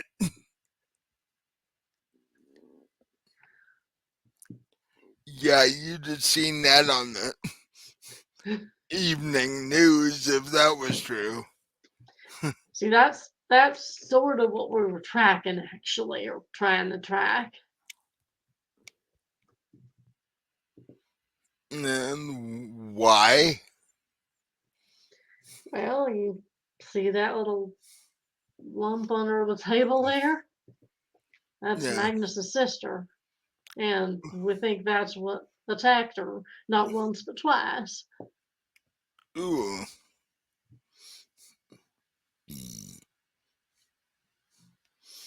And his sister is not a small person. She's like close to 6 feet tall. Yeah. She she would be classified as your Nordic goddess type. She's not a small person. And she's laying there and unconscious currently. Which is Magnus tries to get to her, but he's also stopped from reaching her.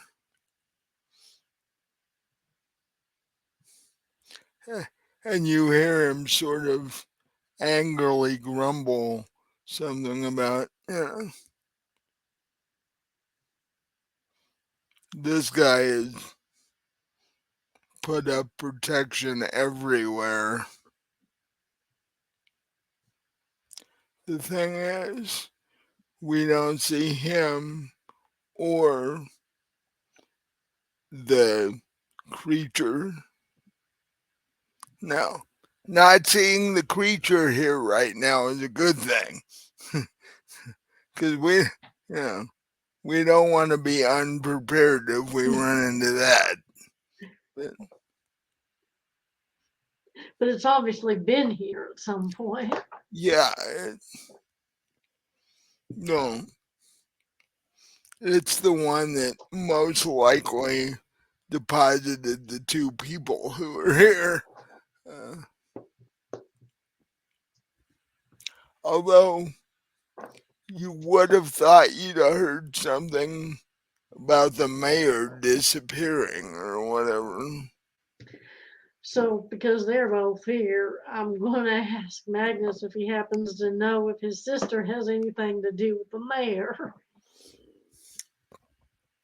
No, they've they've never met that I know of, or if they have, she didn't tell me about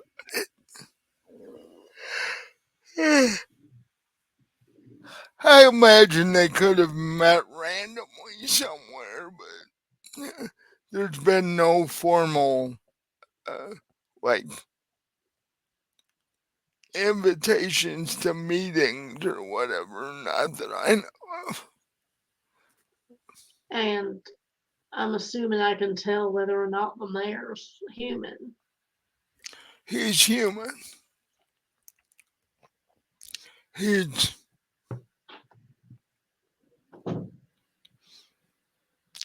right now, his status would be human, but not for very much longer if things keep going the way that they're going.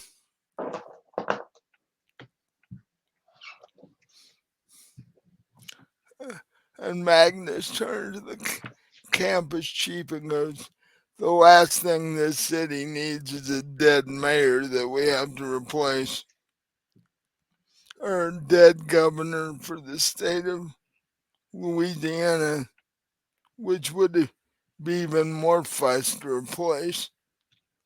Right.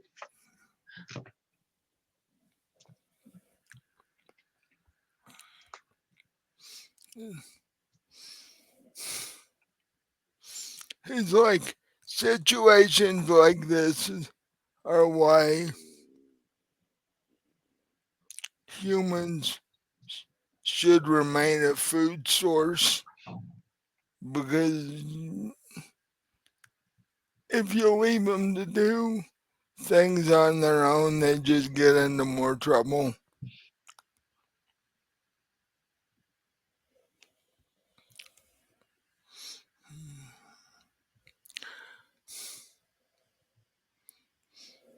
And you're, the campus police chief goes, once they find out that the governor's missing, you think it's a mess now. Waiting until that swings into action. We're gonna have every politician in the state freaking out. Right. The FBI and the Secret Service and all that fuss we don't want to fuss with.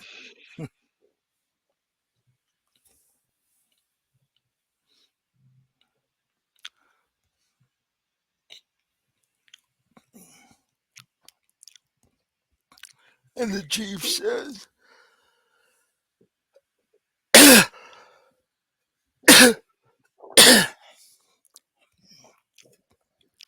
do,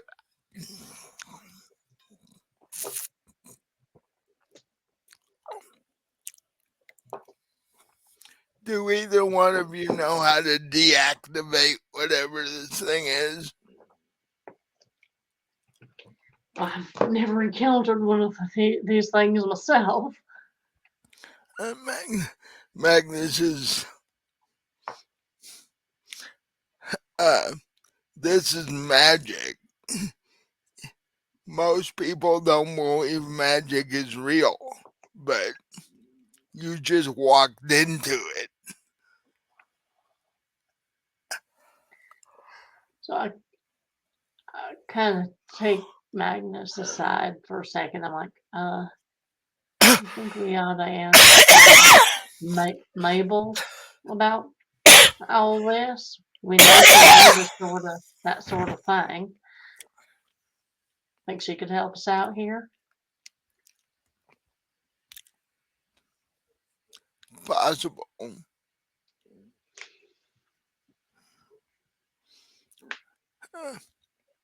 And we should definitely get Mabel to talk to her little sister.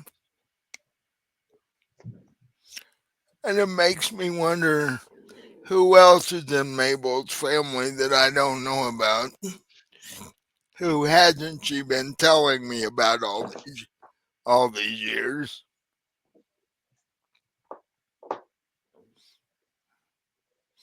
Hmm.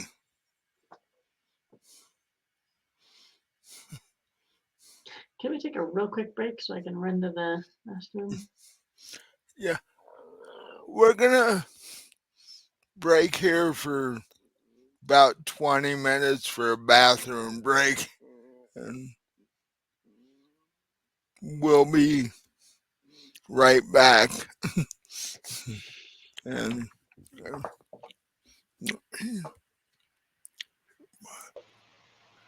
all right. And welcome back to episode 15 of Vampire the Requiem. Uh,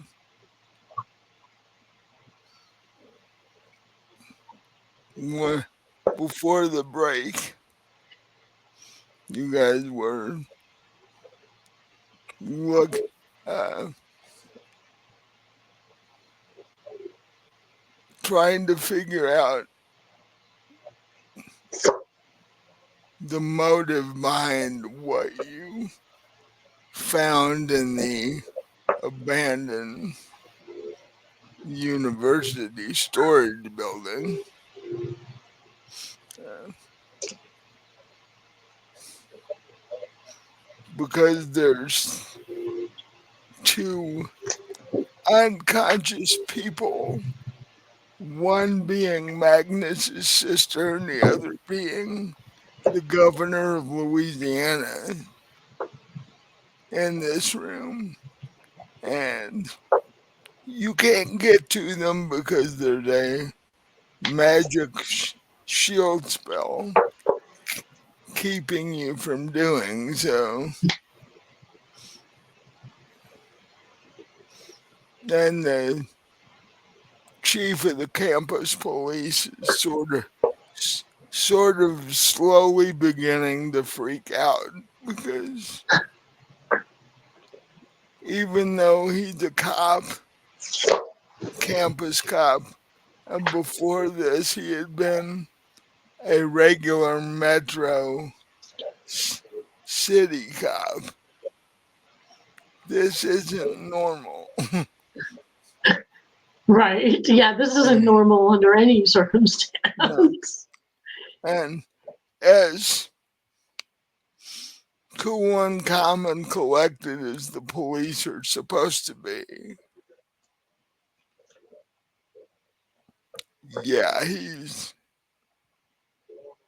barely keeping it together at this point. He's like, Right. what in the world would do this, and who in their right mind would want something to do this?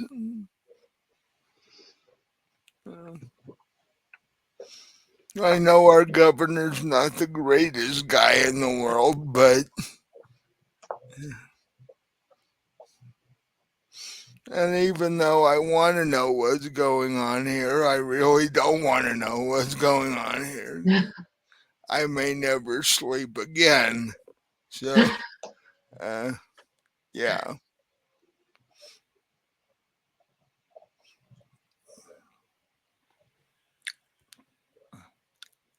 Um,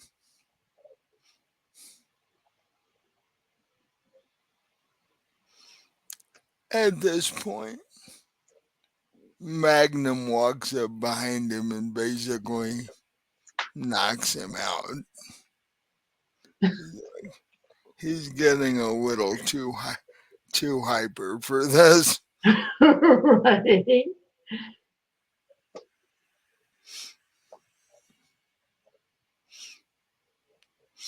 When he starts to wake up, I'll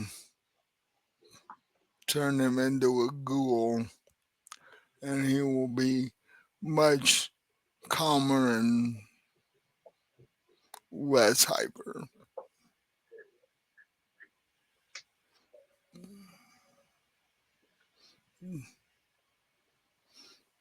At this point, I think we need to actually go around the room and look and see if there are any clues to any of this. Oh yeah, specifically, who's behind all this? Yeah, it's like we need to find out whose lab this is and and what their connection is. If they're the one causing this, and if they are, why? And what would the governor of the state have to do with any of it? Because the minute the press finds out about this, we're not going to be able to snoop around without a reporter hanging out. Right. So we got to get this done before that. So, um, so as you guys start looking around the room, give me a wit and intelligence roll. Okay. Or actually, better yet, give me an investigation roll. Investigation. Okay.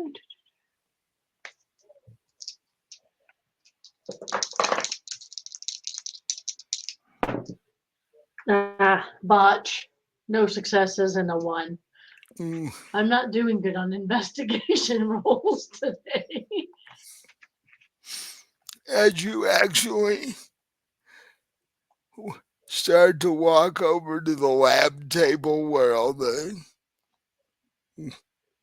beakers and tubing and all that is, you literally trip over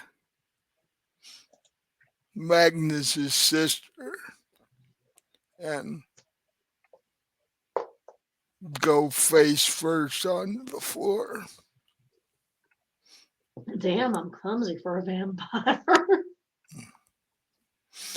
Magnus turns as he's looking at a shelf on the opposite wall, going, "Are you okay?"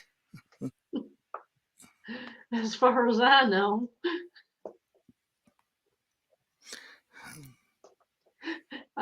Vampires can't, develop neurological things, can they? Oh shit, I just said that in front of this guy who's not a vampire. Right. Well, he's unconscious. Oh, that's true. That's right. Magnus knocked him out. He's still unconscious. Well, that's a good thing. Yeah, because if he wasn't, you got us into deep shit. So,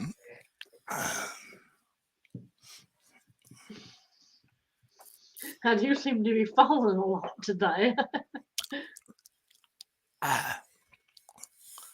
this is like, I wonder why that is. Like I said, vampires can't, develop Parkinson's or whatever, can they? I didn't think so. And plus, Dee Dee was a waitress at one point, right? She was a chef in a restaurant. Well, she should know how to, walk around carrying things and stuff like that. So it's like, what is this sudden clumsy spell?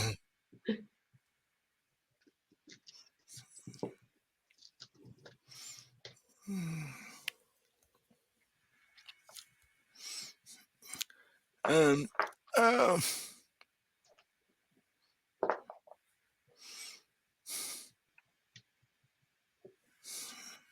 he goes back to looking on basically this is the bookshelf with books on experiments and such like that. So I should probably get up and keep looking around myself. Right. So I'll do that. So you get up and uh, sort of brush yourself off, and you're headed over to the lab table where all the experimental type stuff is. And so give me another investigation roll and Um, see if this one turns out better. okay, that's a 10. So one success total. Well,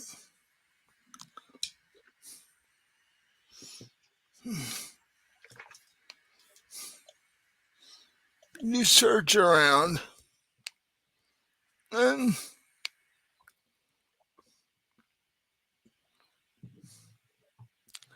you see a small scrap of paper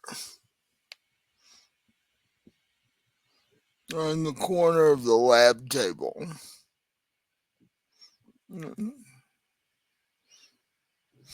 If you pick it up and read it, it says basically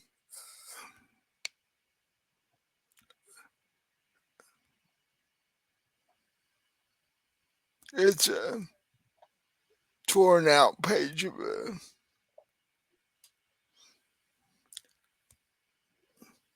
of a schedule calendar,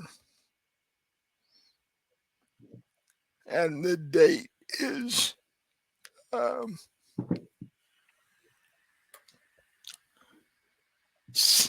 set for tomorrow. It says um, 3 words: meeting ordered Requiem, and has a time of like 11 o'clock tomorrow night, and that's all it says.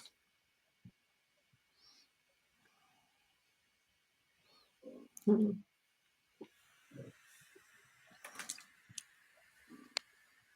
So obviously, somebody had a meeting with the Order of the Cruel, whoever did this, unless this note belongs to the governor there. So if you show it to Magnus while he's looking at the shelf, he's like, well, this meeting's scheduled for tomorrow night. It doesn't, however, say where. Right. Um, if we could find out where, we could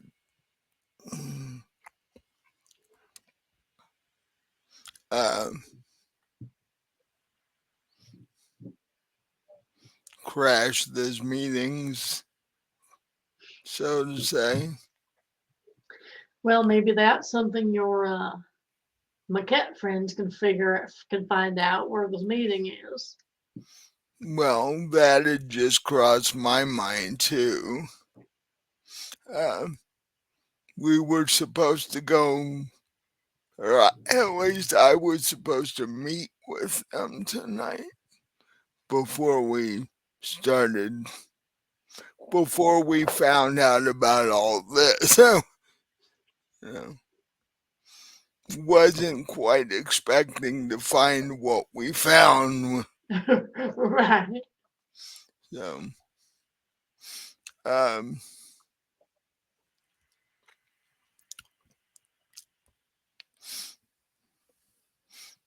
but I think I found something rather interesting. What's that? He points to a book on the shelf, which looks identical to the one that you saw that you took the 2 pages out of, but it looks a lot older than the book you saw in the shop. Like this is an older version of a much older version of the same book.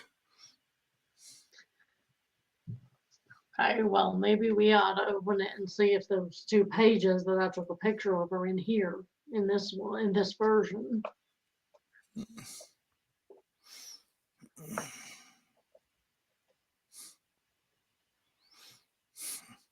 So Magnus pulls the book off the shelf and opens it.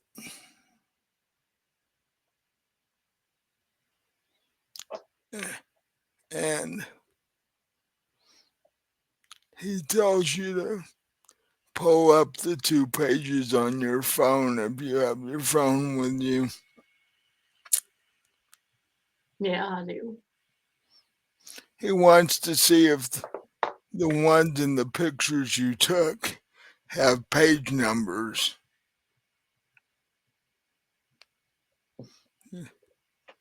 He's like, I hope the 2 books are arranged the same way because if we can match the page numbers, we'll, we'll be a little closer to where we want to get to. And so he looks at the pages on your phone and they do have page numbers. So he turns to those 2 pages and goes, well, shows them to you and goes, do these match the ones on your phone? I said, I guess I'll look at my phone and do they match? They do, except they look much older. Okay, so I'll tell them, yeah, they match. It's the same spell and all. And about that time, when you tell him that, you see Magnus go stiff momentarily. And he drops the book to the floor and then falls over.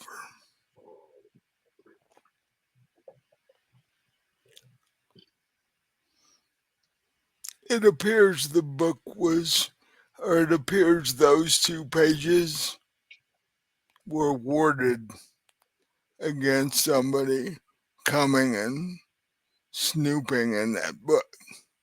So is the book's on the floor, right? Is it open still? Oh, it's on the floor, it's not open.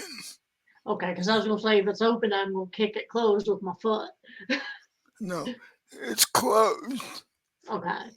But Magnus is laying on the floor, uh, fairly stiff. Right. Well, first of all, I'm gonna put the book back on the shelf because I'm gonna fuck with that right now. And then we'll get kind of down on my knees and be like, Magnus, you all right? Uh, you look at his face. He doesn't say anything, but he has the look on his face of somebody who's been basically not electrocuted, but about as close as you could get without killing somebody. He has this stiffened look on his face, like, you know, a lot of electricity just coursed through his body. And, and he's, he's like really stiff at this point. Well, I'm not sure what to do at this point.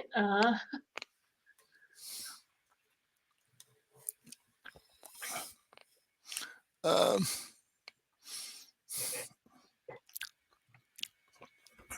and when the police chief still knocked out, you're basically in a room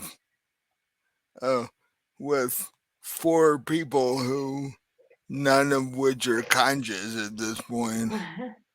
Well, so I guess I'm going to try to drag Magnus out of here and see if he recovers once we're like well away from that book and kind of out of the room or out of the storage unit. Uh, you both being vampires, you are strong enough to like just drag Magnus, pull him backwards out the door. Yeah, I'll do that. Um, the police chief is still unconscious. Lay, you know, laying right where Magnus knocked him out. He's still unconscious. I'll worry about him later. Uh, and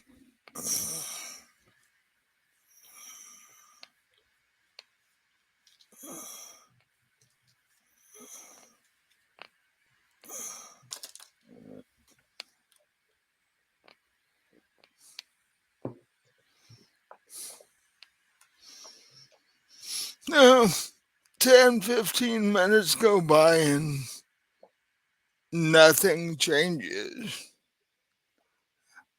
Magnus is still laying there, rather stiff looking. Uh,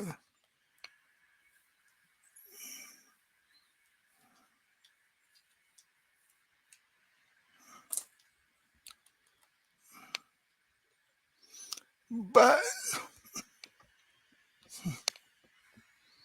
after, I'd say, about a half an hour or so, Magnus starts to slowly and painfully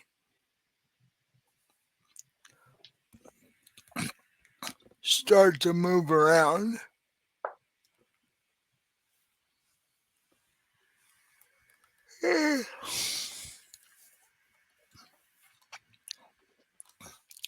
And after a bit, he's pretty much able to stand. And you know, like, what in the world was that?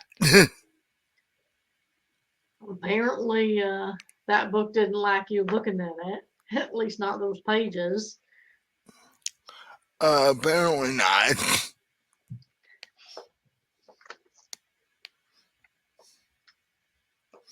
Um, that wasn't pleasant at all, by the way. Didn't look like it was. Well, whoever owns that book apparently knew that somebody'd be snooping. But my question is, how did they know what pages to word? Because unless they assumed the person that would be snooping knew what spell he was using. Unless the whole book's awarded. I mean, it could have done that. We only just opened to that page. I mean, it could have happened if you'd opened it to any other page too, I guess. Yeah. But I'm not willing to test that theory. Oh, well, no. But what I'm saying is it could be, so they didn't necessarily know that we knew anything.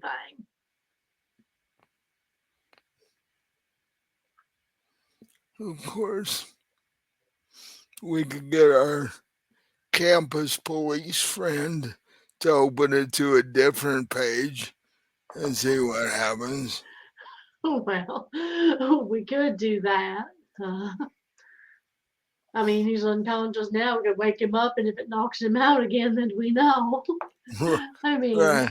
kind of using him as a guinea pig, that doesn't seem quite right, but Well, yeah, but whatever. considering we're going to turn him into a ghoul later anyway. Right. Actually, I should do it first because that way, if I tell him to do it, he'll just do it. We won't have to convince him of anything. Well, that's true. You're going to have to wake him up to do that, though, aren't you? Yeah. Um. So, but first I've got to.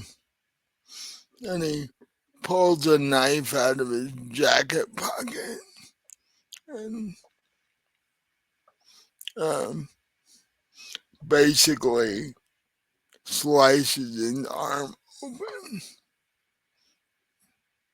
And then he wakes the campus police chief up. And before he's got a chance to say anything, he basically Magnus stuffs his arm in the campus chief's mouth. And, you know, so he pretty much end up being force fed Magnus's blood. And then after a minute or two, Magnus pulls his arm back, and the guy's like, "What in the hell was that?" And uh,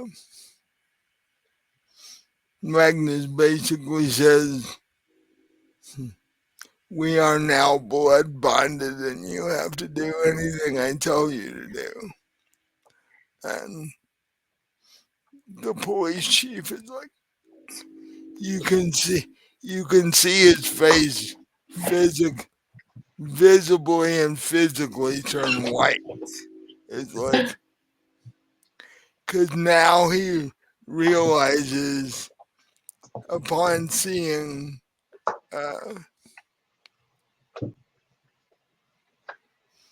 a little bit of blood on the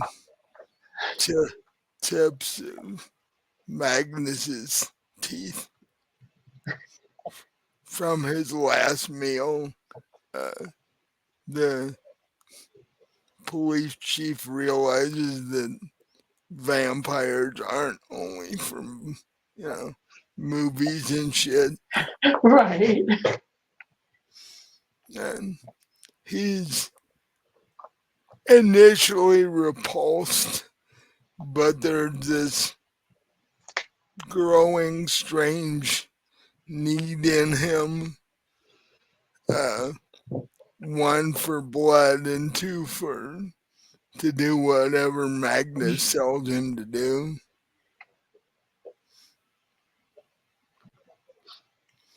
And so Magnus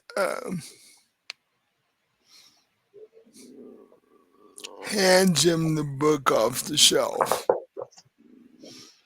And since he doesn't know what the page numbers are for the 2 pages that you have, he's like,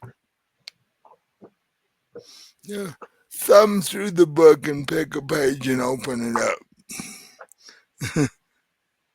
And the police chief looks at him rather oddly, like, why do you need me to do that? And so, but he does it. And he opens it up somewhat further back than the pages you have, closer to the back of the book. Mm-hmm.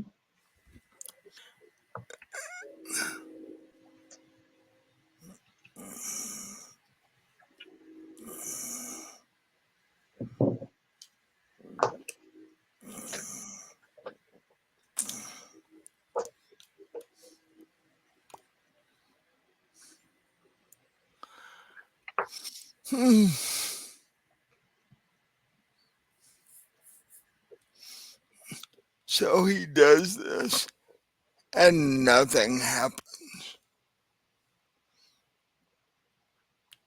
He's like, All right, so now we know.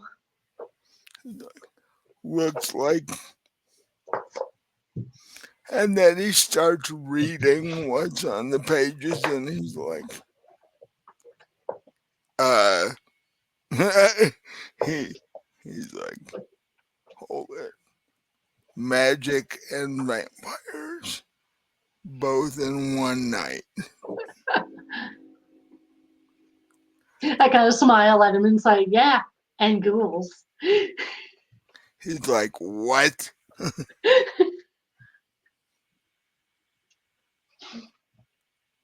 Because Magnum has not told him what he did. He hasn't explained it yet. So I tell him, well, ask your daddy here to explain things to he's you. like, he's heard ghouls, but he's only heard them in context of, bad horror movies and shit. So he's like, what are you talking about, ghouls? Well, you know that thing Magnus here just did to you? Yeah, I'm still kind of seriously iffy about that. Yeah, well, it kind of changed you fundamentally. Like, I mean, you're not a vampire. It didn't do that. Well, that's good to know.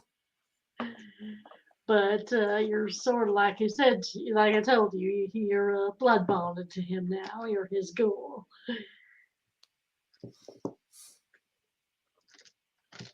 He's like, uh,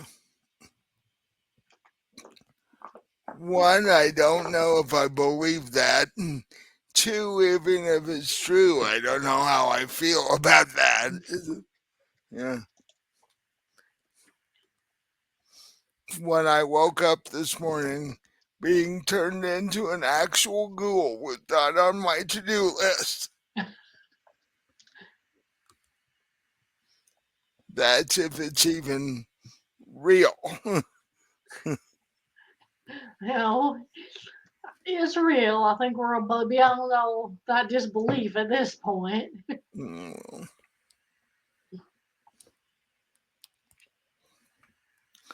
I do have a rather odd taste in my mouth and craving for blood, which I don't normally do.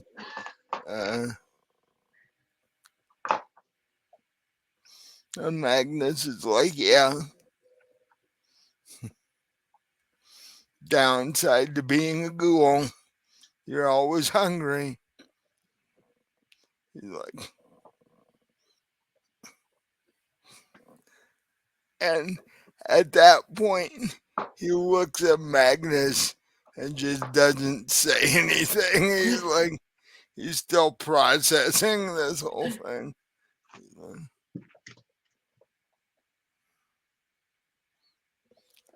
And Magnus is like, oh, by the way,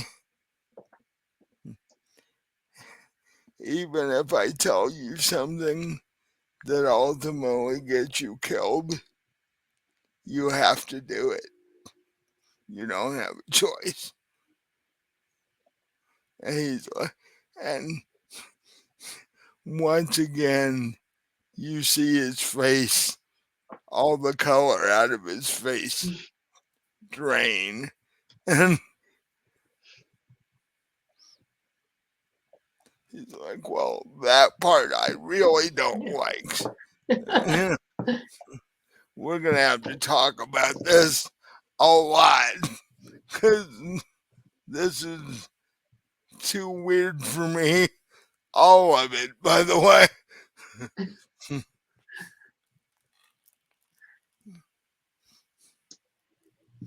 And he sort of wanders out of the building and goes and like leans on a tree out in the front yard.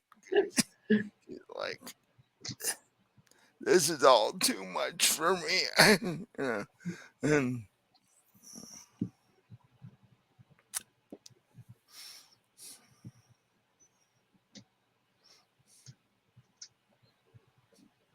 Magnus walks up behind him and says, I don't care if it takes every campus copy you've got.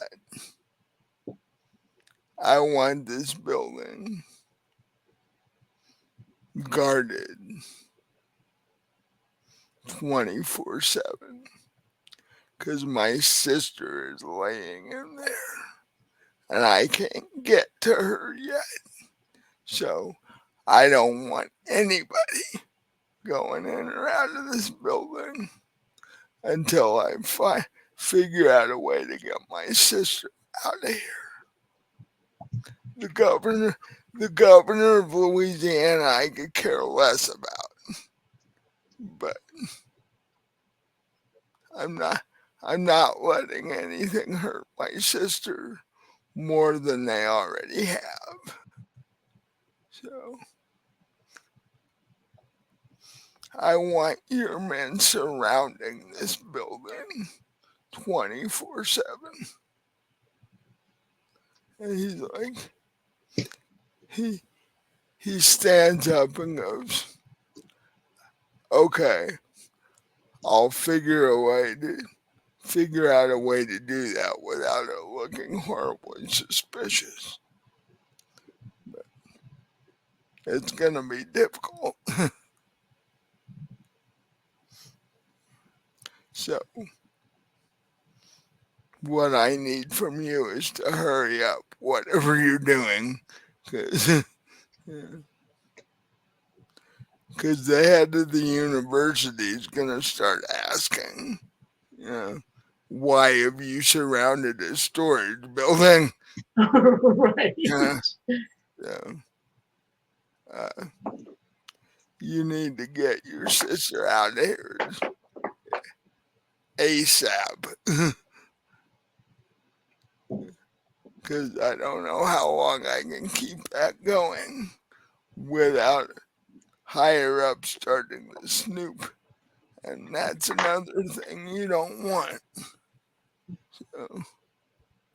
Because if the higher ups at the university start snooping around, it's going to end up in the news. Yeah. You don't want to have to explain this. I don't want to have to explain this.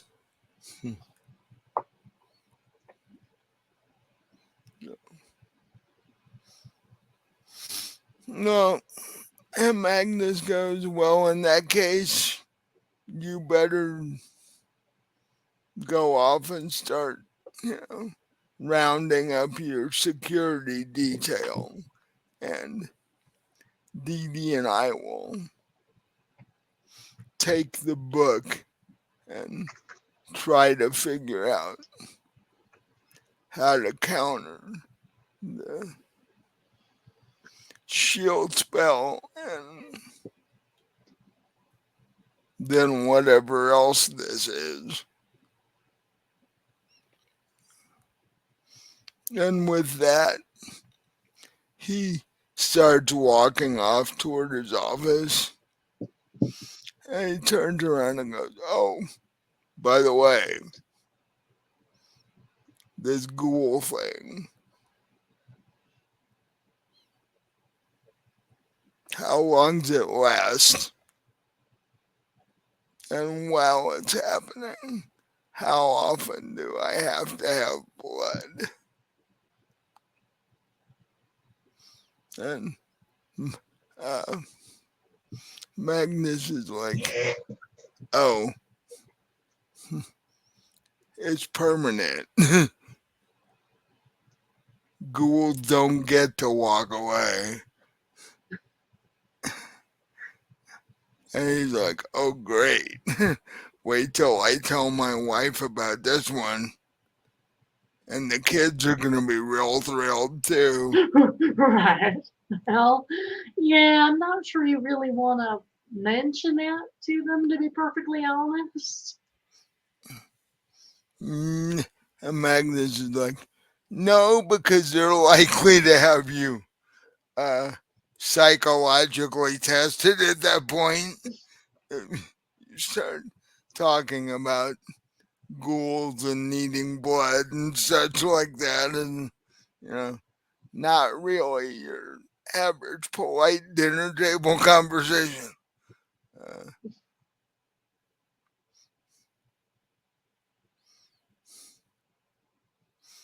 uh, you can just tell them it's a symptom of long COVID or something. See, that'd be another advantage of being a vampire. You couldn't catch COVID Right. because you're dead already. What would it do? But you know, see, and my solution's better for everybody, anyways. Yeah, just turn everybody into vampires, and we're good to go. But um, and the police chief sort of, shakes his head sort of depressedly and heads off toward his office. You two get back in the Mustang and head back to the house. And at that time, you get home and you notice there's a car in the driveway. And you guys get inside, and Sarah, like, immediately, like, charges at you and, like, puts her arms around you and stuff like that.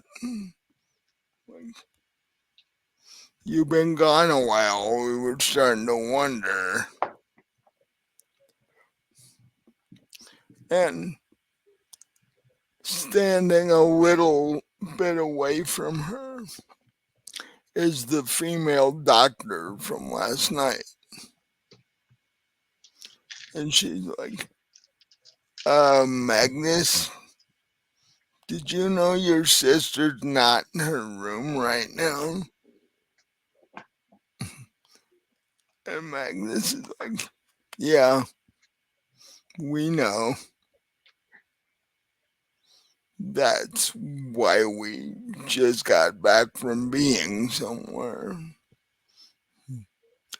Uh, your medical services, at least for temporarily, are not necessary because my sister is in a situation that is not treatable by medication.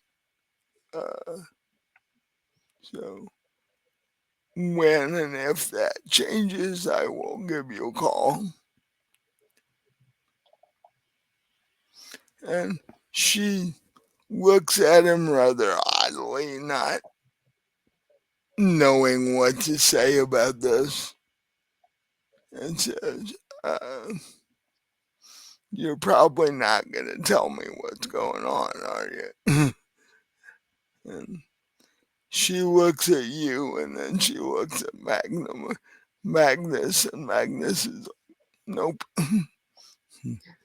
If you don't know about it, you're safer than if you do know about it. So uh, when we're able to figure it out, and my and I'm able to bring my sister home,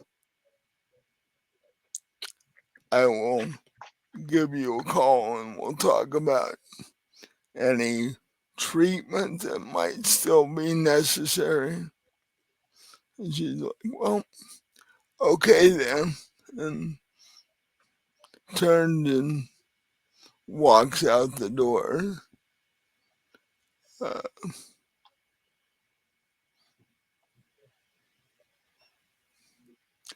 and at that point, Magnus sort of collapses in a chair.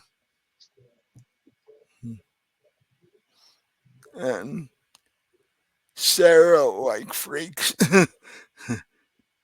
She's like, uh, turns to you and goes, what happened to him? To Magnus, he sort of Yeah. got he sort of got zapped by a warding spell that was on a book. And he's like, uh, maybe that was a little stronger than I initially thought. Because now that the adrenaline is wearing off from our little adventure, I'm like incredibly tired. Uh, I'll go get you. Do you want a tanker, a mug of blood, a yeah, bottle of blood? that would probably be good. Yeah, I, Well, I'll go into the kitchen and see if Chef Wong's around. he's in the kitchen because you guys haven't had dinner yet. So he's ordered the evening meal, as it were, and he's busy making stuff. And he's like, So, he's like, oh, hi, Dee Dee. What do you need?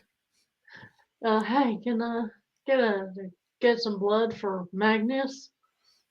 Yeah, and he grabs an empty tankard from the cabinet and goes over to the fridge and opens it. And finds Magnus's favorite blood type and pours it into the tankard and hands it to you. He's like, there you go. And oh, by the way, dinner is um, dinner's going to be Italian tonight. Um, Oh, that sounds good. Oh, I'll let Magnus know. it should be done fairly soon now. All Um, right. And I'm assuming you've got something for Sarah too. well, yeah, I order extra, I should just order an entire cow and put it in the freezer. No, don't do that. She'd probably eat the whole thing at once. Well, yeah, we'd have to monitor that. But yeah, what I could do is go find a local farmer and just have him keep the cow, and we could, you know, every few days we could go get part of it and bring it over. It, it'd be cheaper than getting it from the store all the time, probably. But eh, Magnus is rich, so I guess it doesn't matter. But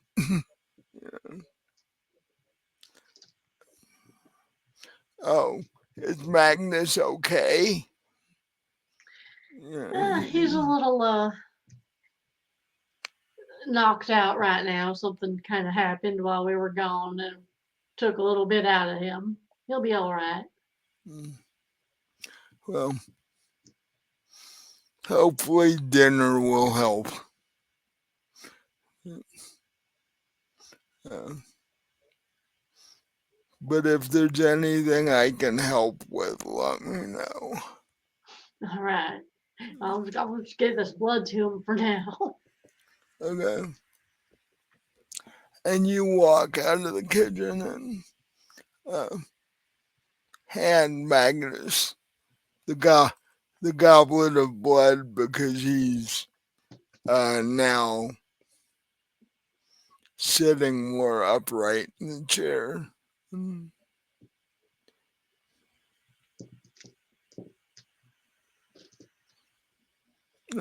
He takes it from you and basically in one drink downs the goblet. Hopefully this will make me feel better. Uh, so what is Chef Wong up to in the kitchen? Oh, he's fixing Italian. Oh, that'll work. Mhm. And you hear Chef Wong from the kitchen. He's like, oh, and I've got an interesting surprise for Sarah. Oh, And Sarah's like, you can see her eyes light up, and it's like, I wonder what he's come up with now.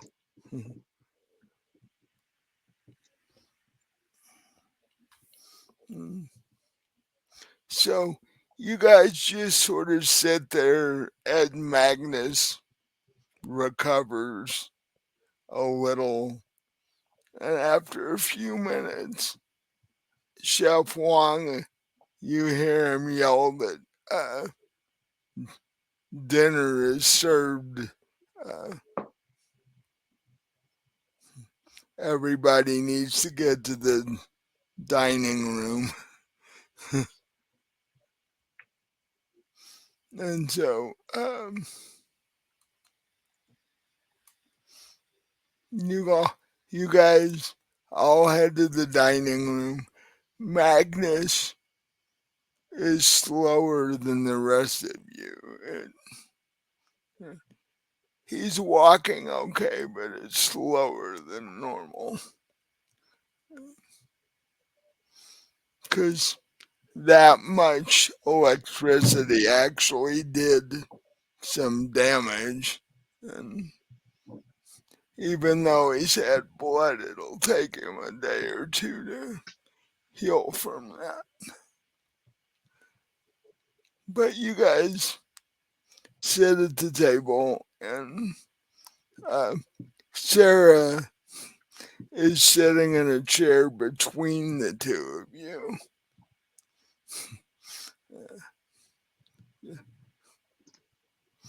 She's like, looks like I gotta start taking care of these two. They have a tendency to want to get into trouble. And Magnus sort of weakly smiles. And Chef Wong comes out with separate plates that basically look like lasagna. But, you know, but you guys know it's actual blood formed in the lasagna. And then a couple minutes later, uh, he comes back out with this plate that if you were to sit and count it, there's like 2 pounds of strips of bacon on this plate. And yeah, Sarah's never had bacon before. So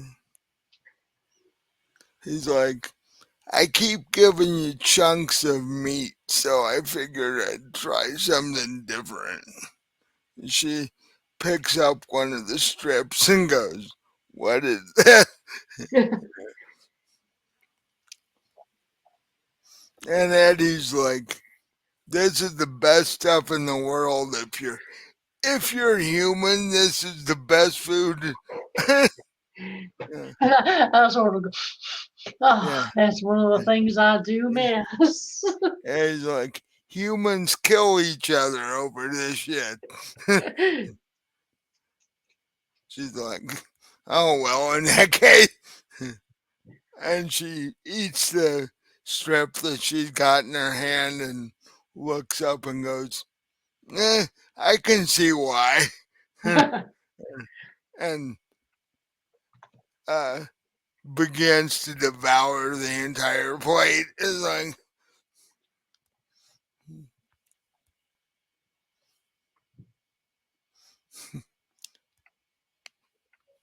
and Eddie's like, the only way you can make that better is to add chocolate on top of it.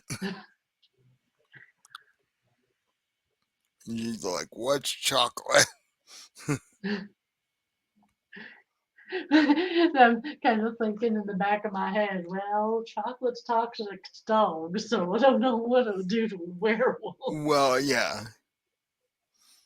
But as a human, well, I don't know if you've ever had chocolate covered bacon before.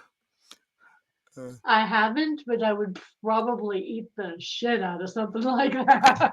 Oh, That I, sounds good. Sweet and salty, that's the ultimate combination. I have had chocolate bacon before. It's worth every penny.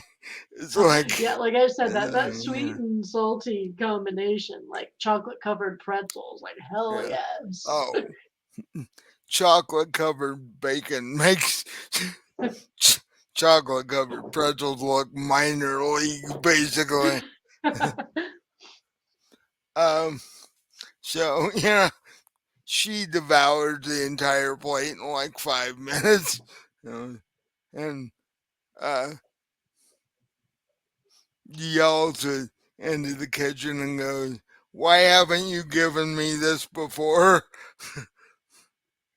And you can hear Chef Wong chuckle, like, "I told you."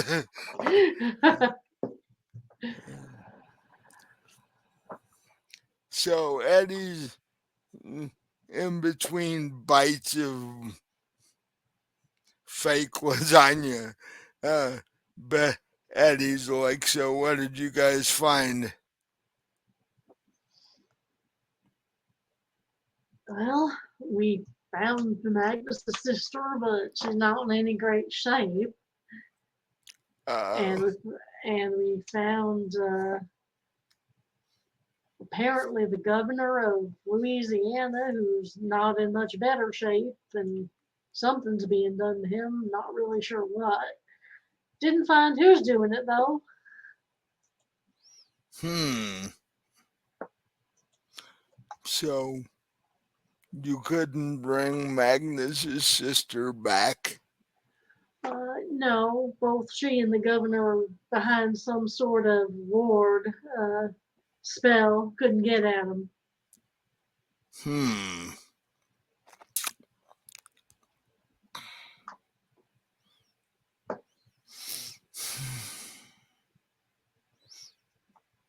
I'm gonna do some research.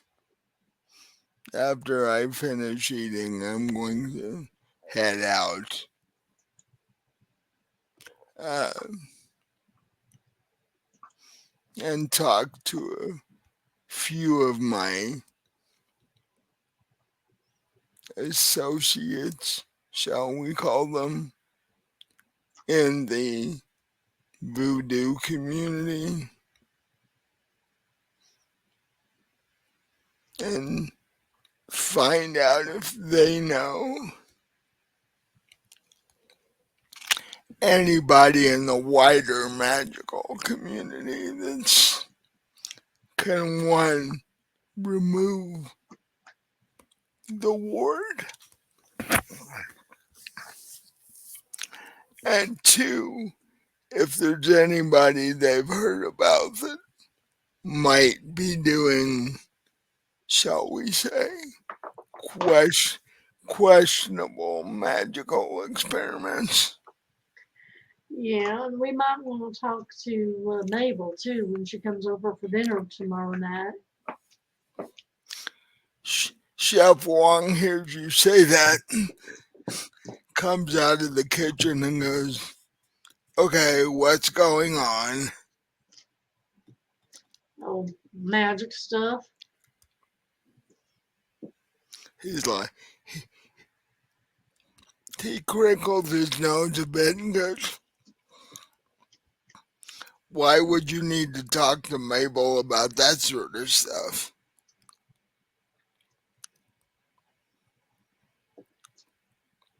Well, I sort of got the impression she knew a little bit about voodoo.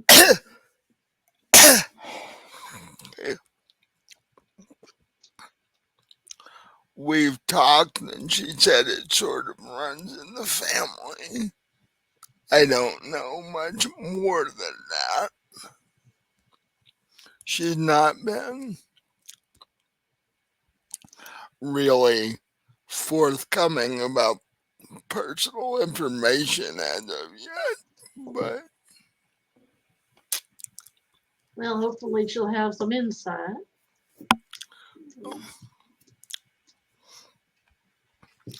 Eddie's like, yeah, that's a good possibility, but if this is being done by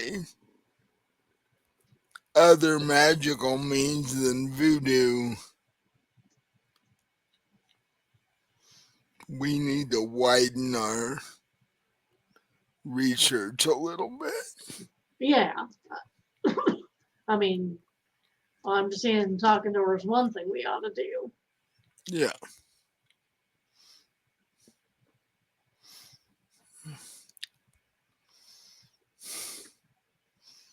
because I'm not sure if voodoo practitioners use words like that.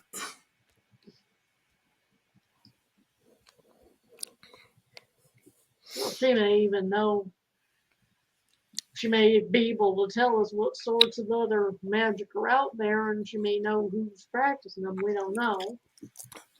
Well, yeah, that's true. Her being a bartender and such. Oh, I'm sure she knows a lot about this town, being a bartender and her being Yeah, having been here so long. yeah.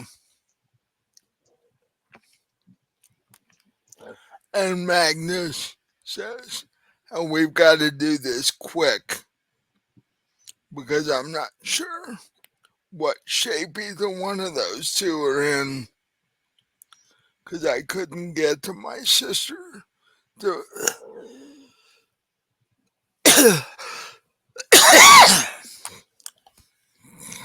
I kind of look at him and I'm like, yeah, well, you should probably take it easy for the rest of tonight. I mean, I know well, we heal up quick, but you might want to give yourself the rest of the night for that. well, yeah, I'm not planning on going anywhere tonight. I'm just saying that given that we're not sure what's been done to those two or what's going to be done to those two, we need to, you know,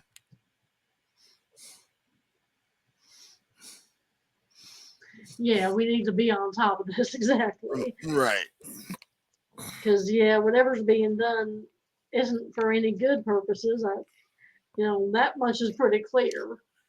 Well, yeah, I wouldn't think that strapping the governor of the state to a hospital bed generally doesn't imbue me with confidence that everything is fine. Right. So, yeah. And it wouldn't be a bad idea if we made a call to the prince because Well, yeah, that's probably something he ought to know. yeah, 'cause if he doesn't know this is going on in his city, he needs to know this is going on. Right.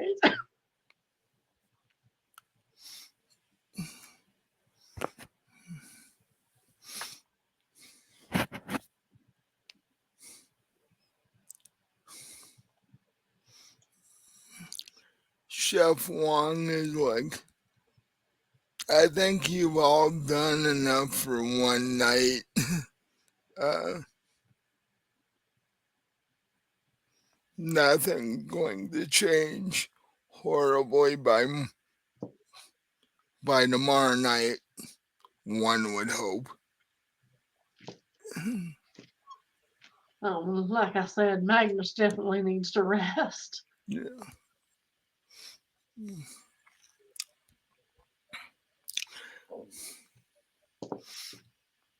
Eddie says, I can leave a phone message for the prince and see when he gets back to us. But New Orleans isn't like Louisville. It's bigger and the prince is busier and with all the weirdness going on that we know about already, it might take some time for him to get back to us. Well, yeah, but you might want to let him know in your message that it's kind of urgent. So Yeah, hopefully he'll make us a priority. I Magnus says I would like it if he would call us back sometime tomorrow night if you can manage that.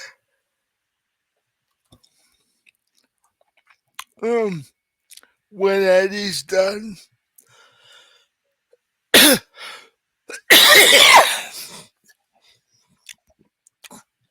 with his food, he said, yeah, I can make that phone call here in a minute.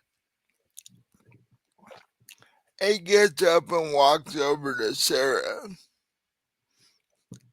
who's basically sitting there with a plate of uh, bacon grease, basically, because she's eating everything on it. He's Eddie sort of reaches down and tickles Sarah's stomach. She laughs at him and sort of playfully snaps at him, and yeah, like, because with her hanging out with the security guys, uh, Eddie and the chauffeur have gotten to know Sarah a little better, so Eddie's been playing with her from time to time.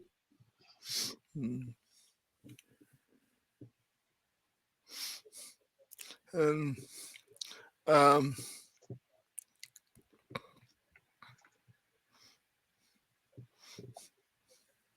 she says, yeah, having a full stomach, she's like, you might want to be a little careful doing that.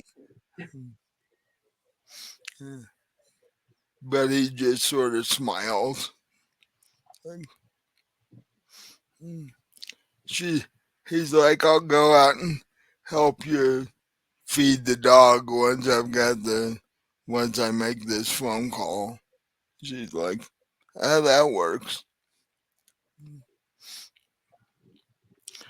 So Eddie wanders out of the room to make the phone call, and um, Sarah gets up and goes over and climbs on Magnus's lap and basically hugs him and is like, "You need to get better.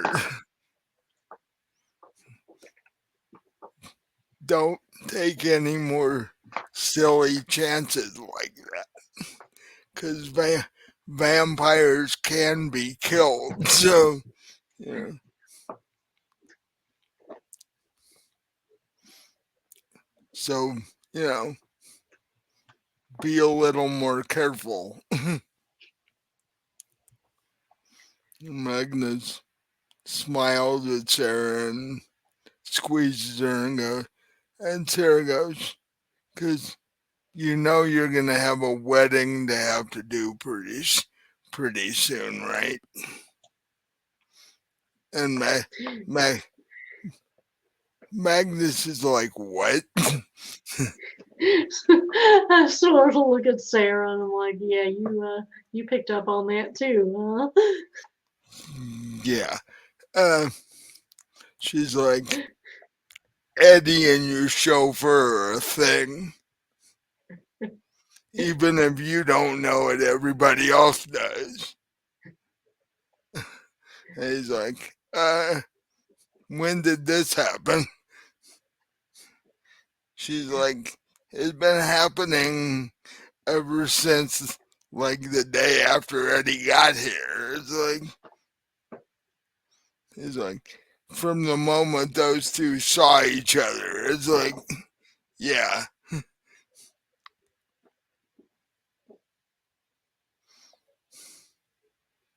And neither one of them may be smart enough to figure it out, but I did.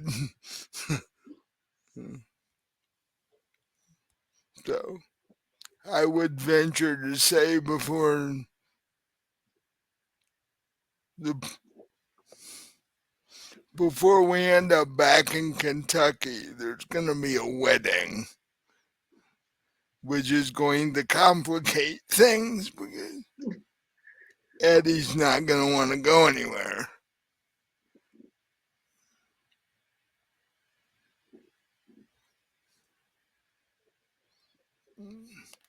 Magnus is like, "That's wonderful, but the timing sucks."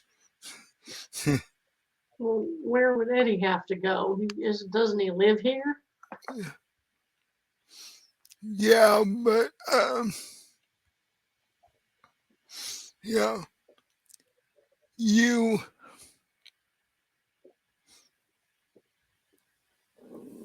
you and Sarah and the rest of the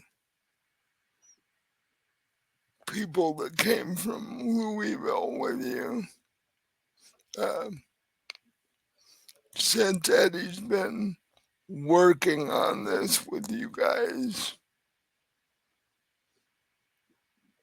he's gotten to be fairly close with all of you, and especially, like I said, now with Sarah. And it's when you guys all go back to Kentucky, it's going to be difficult for him because um,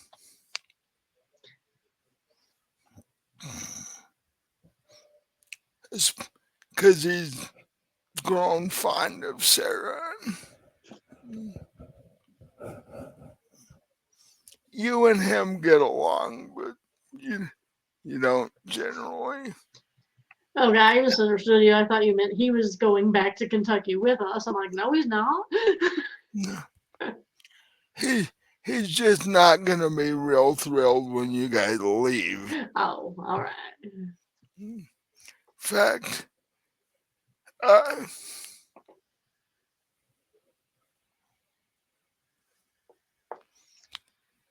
and after Sarah says that, in fact, he's concocting a plan.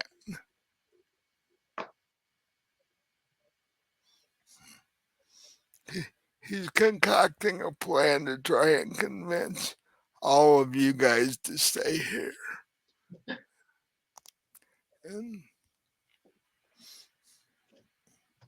I keep telling him it won't work because Hanley's got his club and you've got your YouTube show and like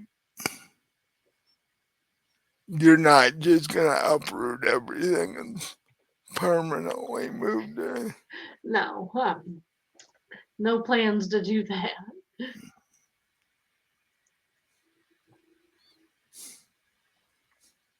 And um, Magnus looks rather thoughtfully at them for a moment and goes, "At least not yet." And when he said that, he was looking directly at you.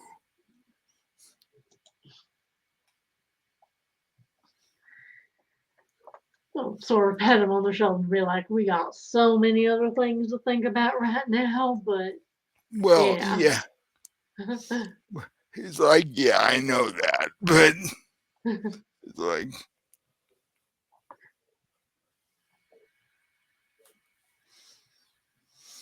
let's just say it wouldn't be the craziest thing I ever thought about.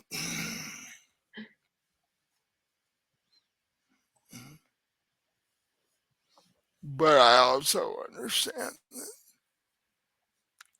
Hanley's got his club up there and he can't really, like, not be there. So,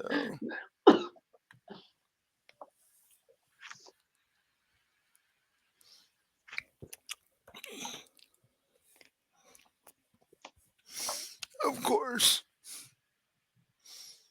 we could open up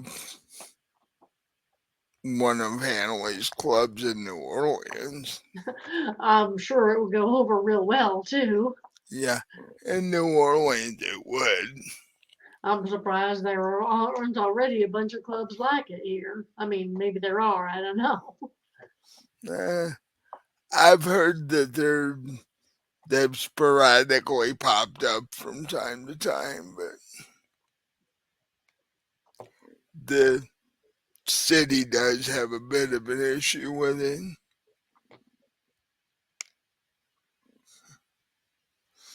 But, you know, now that the campus police chief is like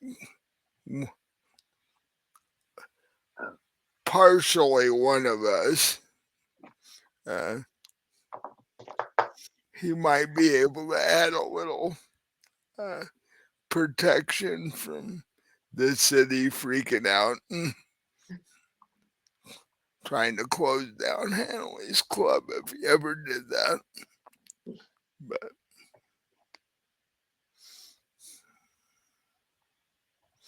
But we've got to figure out what this is before we can even think about stuff like that. Yeah. And back in Louisville, we do have a bit of a werewolf problem to deal with. Well, a werewolf problem and a vampire Virus. disease problem.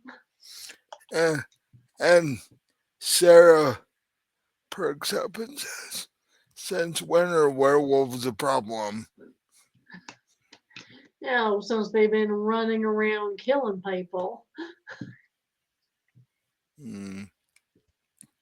Yeah, some werewolves just don't have any self-control, that's all. And Magnus goes, "Don't you ever want to try and find your actual parents again?" And she's like, "At this point, I'm pretty much convinced that they're not around anymore. They either got, they either were able to run away or somebody caught them. Uh, Either way, I don't think they're coming back for me, so you guys are pretty much stuck with me at this point. So, Oh, I could. There are worse things that could happen. well, yeah, I like you guys too. I'm not planning on going anywhere, but, and especially since Magnus has,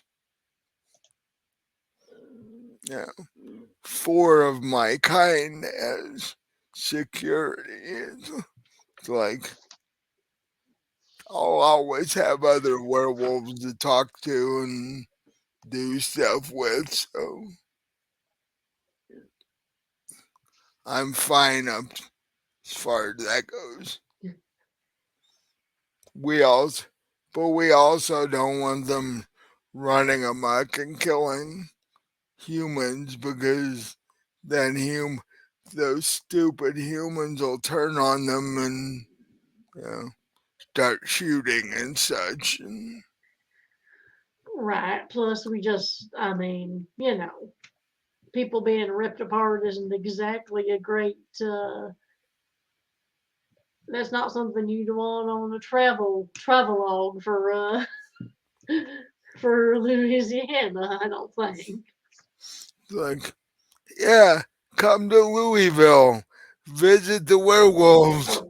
Right. Well, Kentucky, I meant. Yeah. See if you Come take a vacation here. You might never make it home. eh, see if you can survive the werewolf exhibit. Yeah. Yeah, probably not the sort of thing we want. So yeah. Plus, having humans know that there are werewolves kind of makes it a little more tricky for us, too. Well, yeah. Well, humans in Louisville are painfully aware that werewolves exist. They, Well, that's what I however, mean. Having them know that they're there makes it a little tricky for us because, yeah. we don't want them to know about us either. Well, yeah. And I think if they found out that vampires existed too, their heads would just explode. It'd be too too too much data for the brain to handle. You're like, no. You see a mass uh, reverse uh, vacation from Louisville, everybody would just pack up and leave at that point. Like, we should move somewhere else. But yeah, Magnus is like, see, in New Orleans, you don't have to worry about that as much because we're where even the humans in New Orleans are weird. So it's like you don't have to worry about it. But at that point, Magnus sort of slumps in his chair and goes, I think it's time for me to go pass out. Yeah, I think so. And Sarah gives him a hug and says, yeah, as soon as Eddie and I are done feeding the dog, I'll probably crash myself. It's been a day.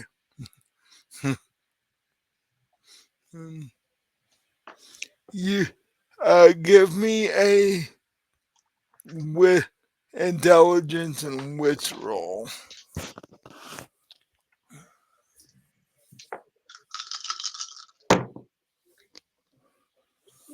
Oh, well, that's four successes and one of them was a 10. Okay, so four successes total. You notice, you turn your head and you notice there are sunbeams coming around the edges of the blackout curtain, and you realize that it's later in the morning than you guys were even thinking it was. The sun has been up for a while, and you just noticed it. So, uh,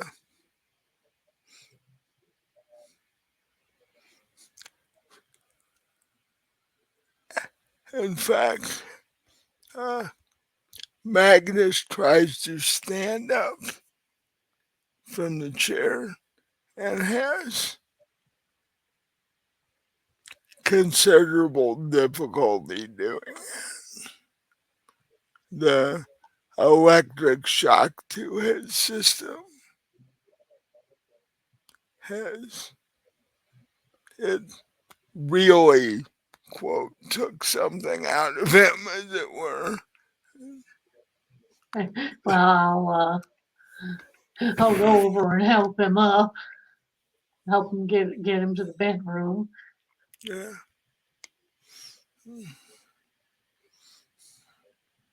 Yeah.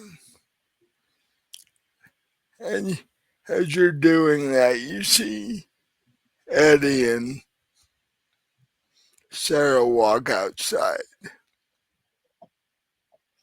And, um,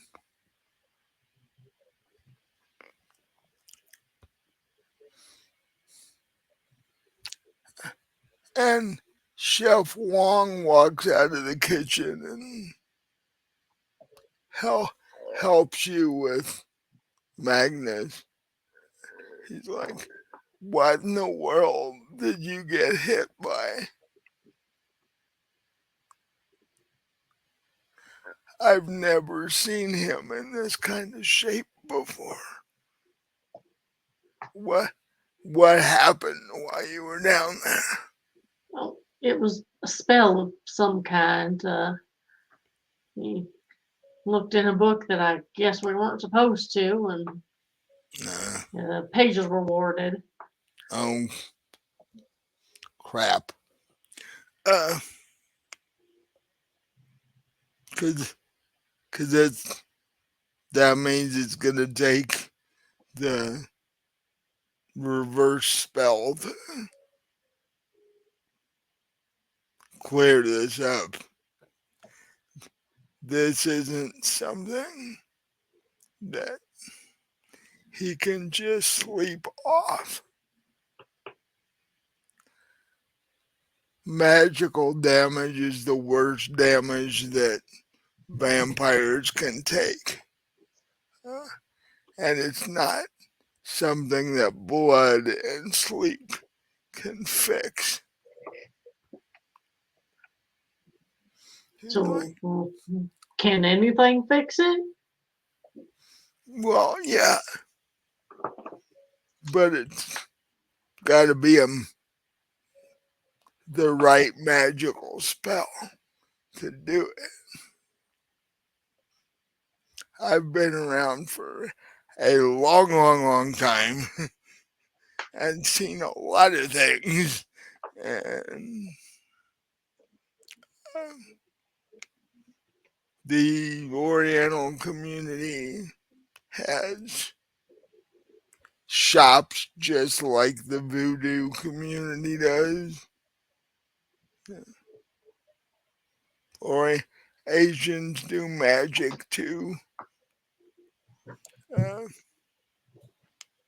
but yeah, you're gonna have to find somebody that has the magical skill to do this if you want him to recover anytime soon. Well, do you know? I mean, do you have any lines on who would be that person? I can make a couple of calls to my family members who get out a little bit more than I do, and I can tell them what's going on and see if they can find the right spell ingredients to counter this. Uh, as far as doing the ritual itself, I can do that because I, like I said, I make Magnus look like a little kid as far as how old I am. So, uh, but my issues being, since I don't often do this, I don't keep track of where you can get the components from. I'm more concerned with cooking ingredients than spell components. Uh, but I can make a couple of phone calls, see if I can see if my family members can track them down. Um, problem is, I have to look at the book to see what the wording spell was, so I know what to do to counter that. Did you guys take the book? Yes, we have it. Okay. Then I need to look at it. Uh, I will try and apparently avoid the 2 pages that he looked at. Cause So I'll look at my I, phone real quick so I can tell him what pages they are. yeah, 'cause I don't want to end up like that. And Magnus, you see this grumpy look on his face. It's like, you think I wanted to end up like this? Uh, He's like, you were the one crazy enough to go down there.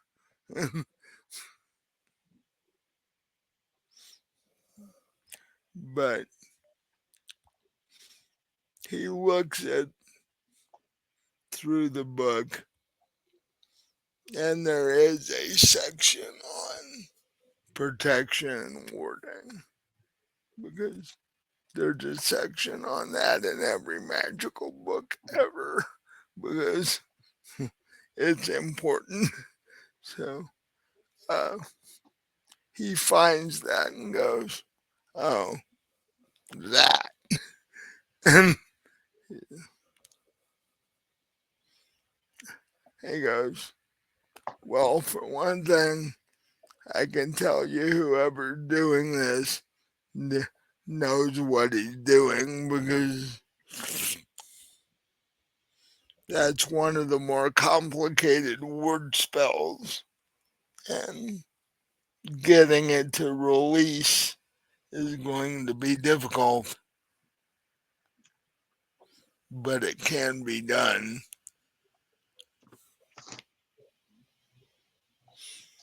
If Magnus was a human, this might kill him, but since he's a vampire, it gives him a bit of an advantage. So I will, now that I know what I'm looking at, I'll make the proper phone calls to get the correct components. It may take a day or two, but uh, I'm sure that one of the shops in the city would have them. Uh, whether they're in stock is another question. But yeah, I'll I'll write everything down and make a couple of calls tomorrow night. And go from Okay, there. well, if you need me to, I can run around to the shop, the voodoo shops, and see if they've got the ingredients once you figure out what they are. Yeah. Once I hear back from my phone calls, we'll talk about it. Um, but right now, rest and blood is probably the best thing until we can reverse this. Right, and I have a feeling we're not going to let Magnus do a whole lot of much until we do figure it out. No. Like any plans he may have had going to be put on hold for a while.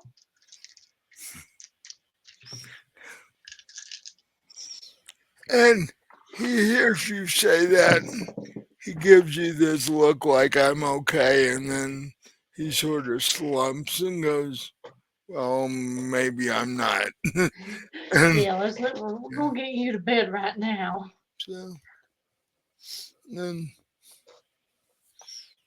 Wong helps you, and once you get him onto the bed, Wong's like, well, I'll talk to you.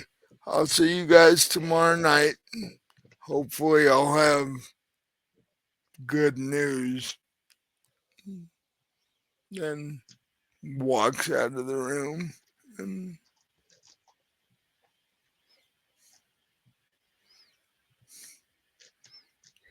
I guess since it is pretty early or late or however you want to look at it, I think I'll just, turn in too. yeah. But you actually have to undress Magnus because yeah, he's still wearing his black three-piece suit. And So I'll do that. it's like if he's in no shape to even undress himself, he's not going to be Right. out investigating anything for a while. So,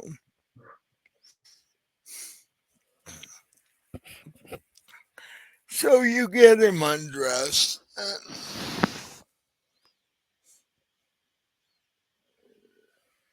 as you're doing it, it comes to mind that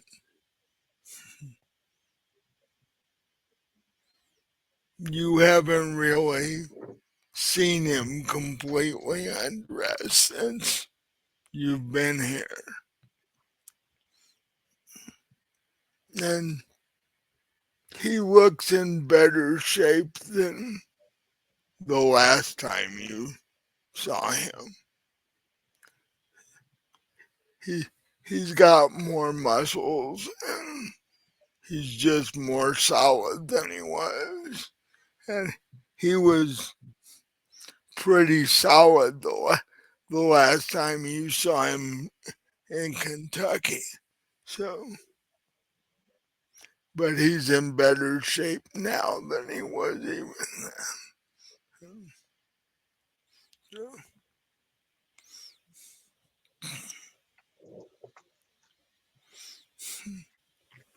and as you're helping him, he instinctively sort of grabs you and wraps his arms around you and goes, you're not going anywhere.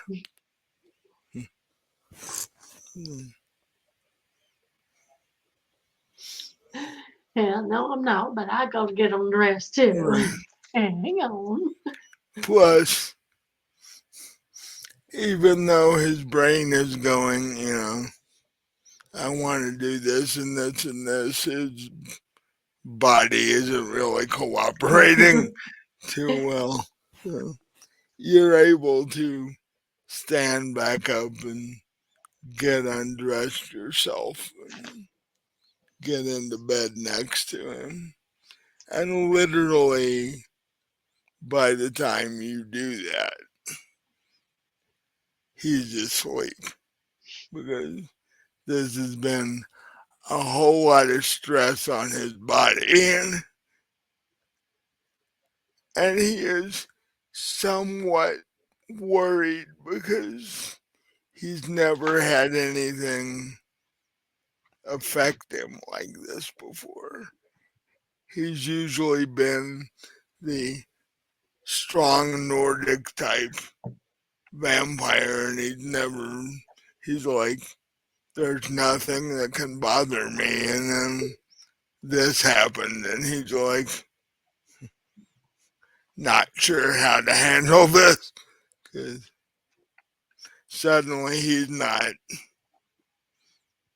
big, strong, and in control kind of vampire anymore, or at least temporarily.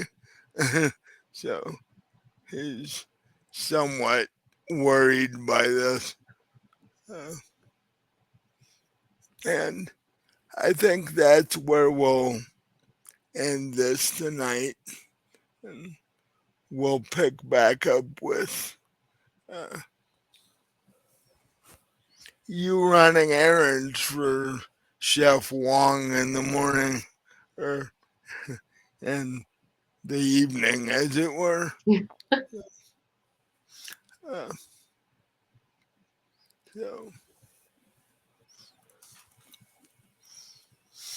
eh, I hope the people that see this enjoy it as much as we did doing it. I'm assuming you had fun. Yes, I did. And, and as everybody on every YouTube channel says, like, subscribe, comment, join Discord, that sort of thing. Uh, and next week we'll hopefully be back with another episode of Artifact Hunter to see how long these people actually last.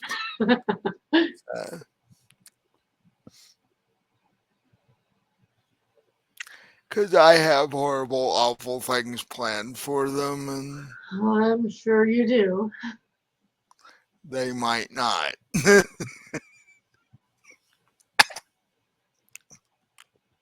But you have to be nice to me. I'm just a kitty cat. Well, but, and then also coming up sooner than you might think is the Halloween Cthulhu episode, which Robin has to work on her character for Yeah, I that. need to do that. And hopefully in the not in the fairly near future we'll get the rest of the party back together and be able to do more Fallen Dragons because I have horrible things planned for them too. It's just that I can't manage to get them all together to do it to them. That's why we've got the Artifact Hunter game Yeah. going. So, and actually, we want Melody and Jinx to, yeah, we want Melody to be able to not have to worry about her mom, and we want Jinx to get better from, cause he's going through chemotherapy, and everybody knows that that's a bitch. So we want that to, we want Jinx to get better. Yeah. So, because he's our comedy relief, we gotta have him. because he's still on a quest to buy bagpipes. Oh Uh, God, no. uh, you thought his lute playing was bad. Wait till he tried to play bagpipes and rolls a No, no, uh, he's not uh, buying bagpipes. and, I will not let him buy bagpipes. It's uh, not and, happening. I uh, will literally pick him up and carry him out of the uh, music store. It is not happening. well, see, he'll walk into the music store and try them and roll like a 3 and And if he does buy bagpipes, they are suddenly going to uh, disappear. like You can guarantee that. he rolls a 3 and he starts to play and every other customer in the store like keeled over like, and the owner then takes them away from him and doesn't allow him to buy anything in the store. Yeah. We'll have to see how that goes when Jinx gets back. What would be even more hilarious is if he did a good roll the first time he played him, and then after that he's like rolling So, crappy. He's like so he'd think, oh, I yeah, can do this, yeah, and then like every time after yeah, that it's horrible. yeah. He rolled the natural 20 the first time, and he Right. he plays this beautiful Irish bagpipe tune, and everybody's shocked. And then from then on out, he gets like a 5. Yeah, that would be hilarious. Yeah, that'd be hilarious.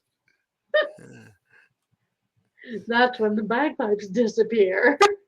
It turns out that everywhere he goes when he starts to play, whoever's in charge of like the kingdom is like, you can never play those again. Every time he goes somewhere, Right. well, the fighter in the party, which there isn't one actually. um, Well, technically there's two. well, in that part, I was thinking of Artifact Oh, and Hunter, our artifact hunter, no, there isn't a yeah, fighter. which is part of the reason you're all gonna die, but that's okay.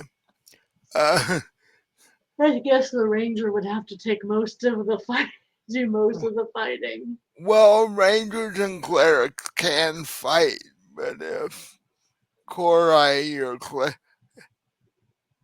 if Korai's character, your cleric dies, you guys are, you have a little healing between you and the Mhm. ranger, but you're Yeah, pretty much dead. If your cleric goes under, you're toast. that's why we bought a bunch of healing potions. That's why you've got to make sure the cleric doesn't die. Right. Yeah. But uh, I should have this up within 48 hours, and uh, you guys can tune in next week. Hopefully, we'll be doing Artifact Hunter. Uh, that is with the standing caveat if everybody's available, because that's always the point. Um, and as I said, that the Halloween Cthulhu is approaching, which means the holiday season is approaching. And I will probably do a Thanksgiving and Christmas Cthulhu also. And I might make the Christmas one a 2 episode one so we can cover New Year's too. But everybody out there go buy all of Robin's books for Christmas. Give them to everybody in your family. Uh, do you think you'll have another book out by Christmas, or is that too Um, soon? no, I actually might. I'm not sure. It'll either be out uh, in the next few months or in January. It's going to be pretty soon. Okay. So, yeah. So keep up on that so you know when Robin's latest book is coming out. And I think that's all I got for tonight. Yeah. See you next So, time. so hope you got, hope everybody has a good week until next Saturday, and we'll see you then.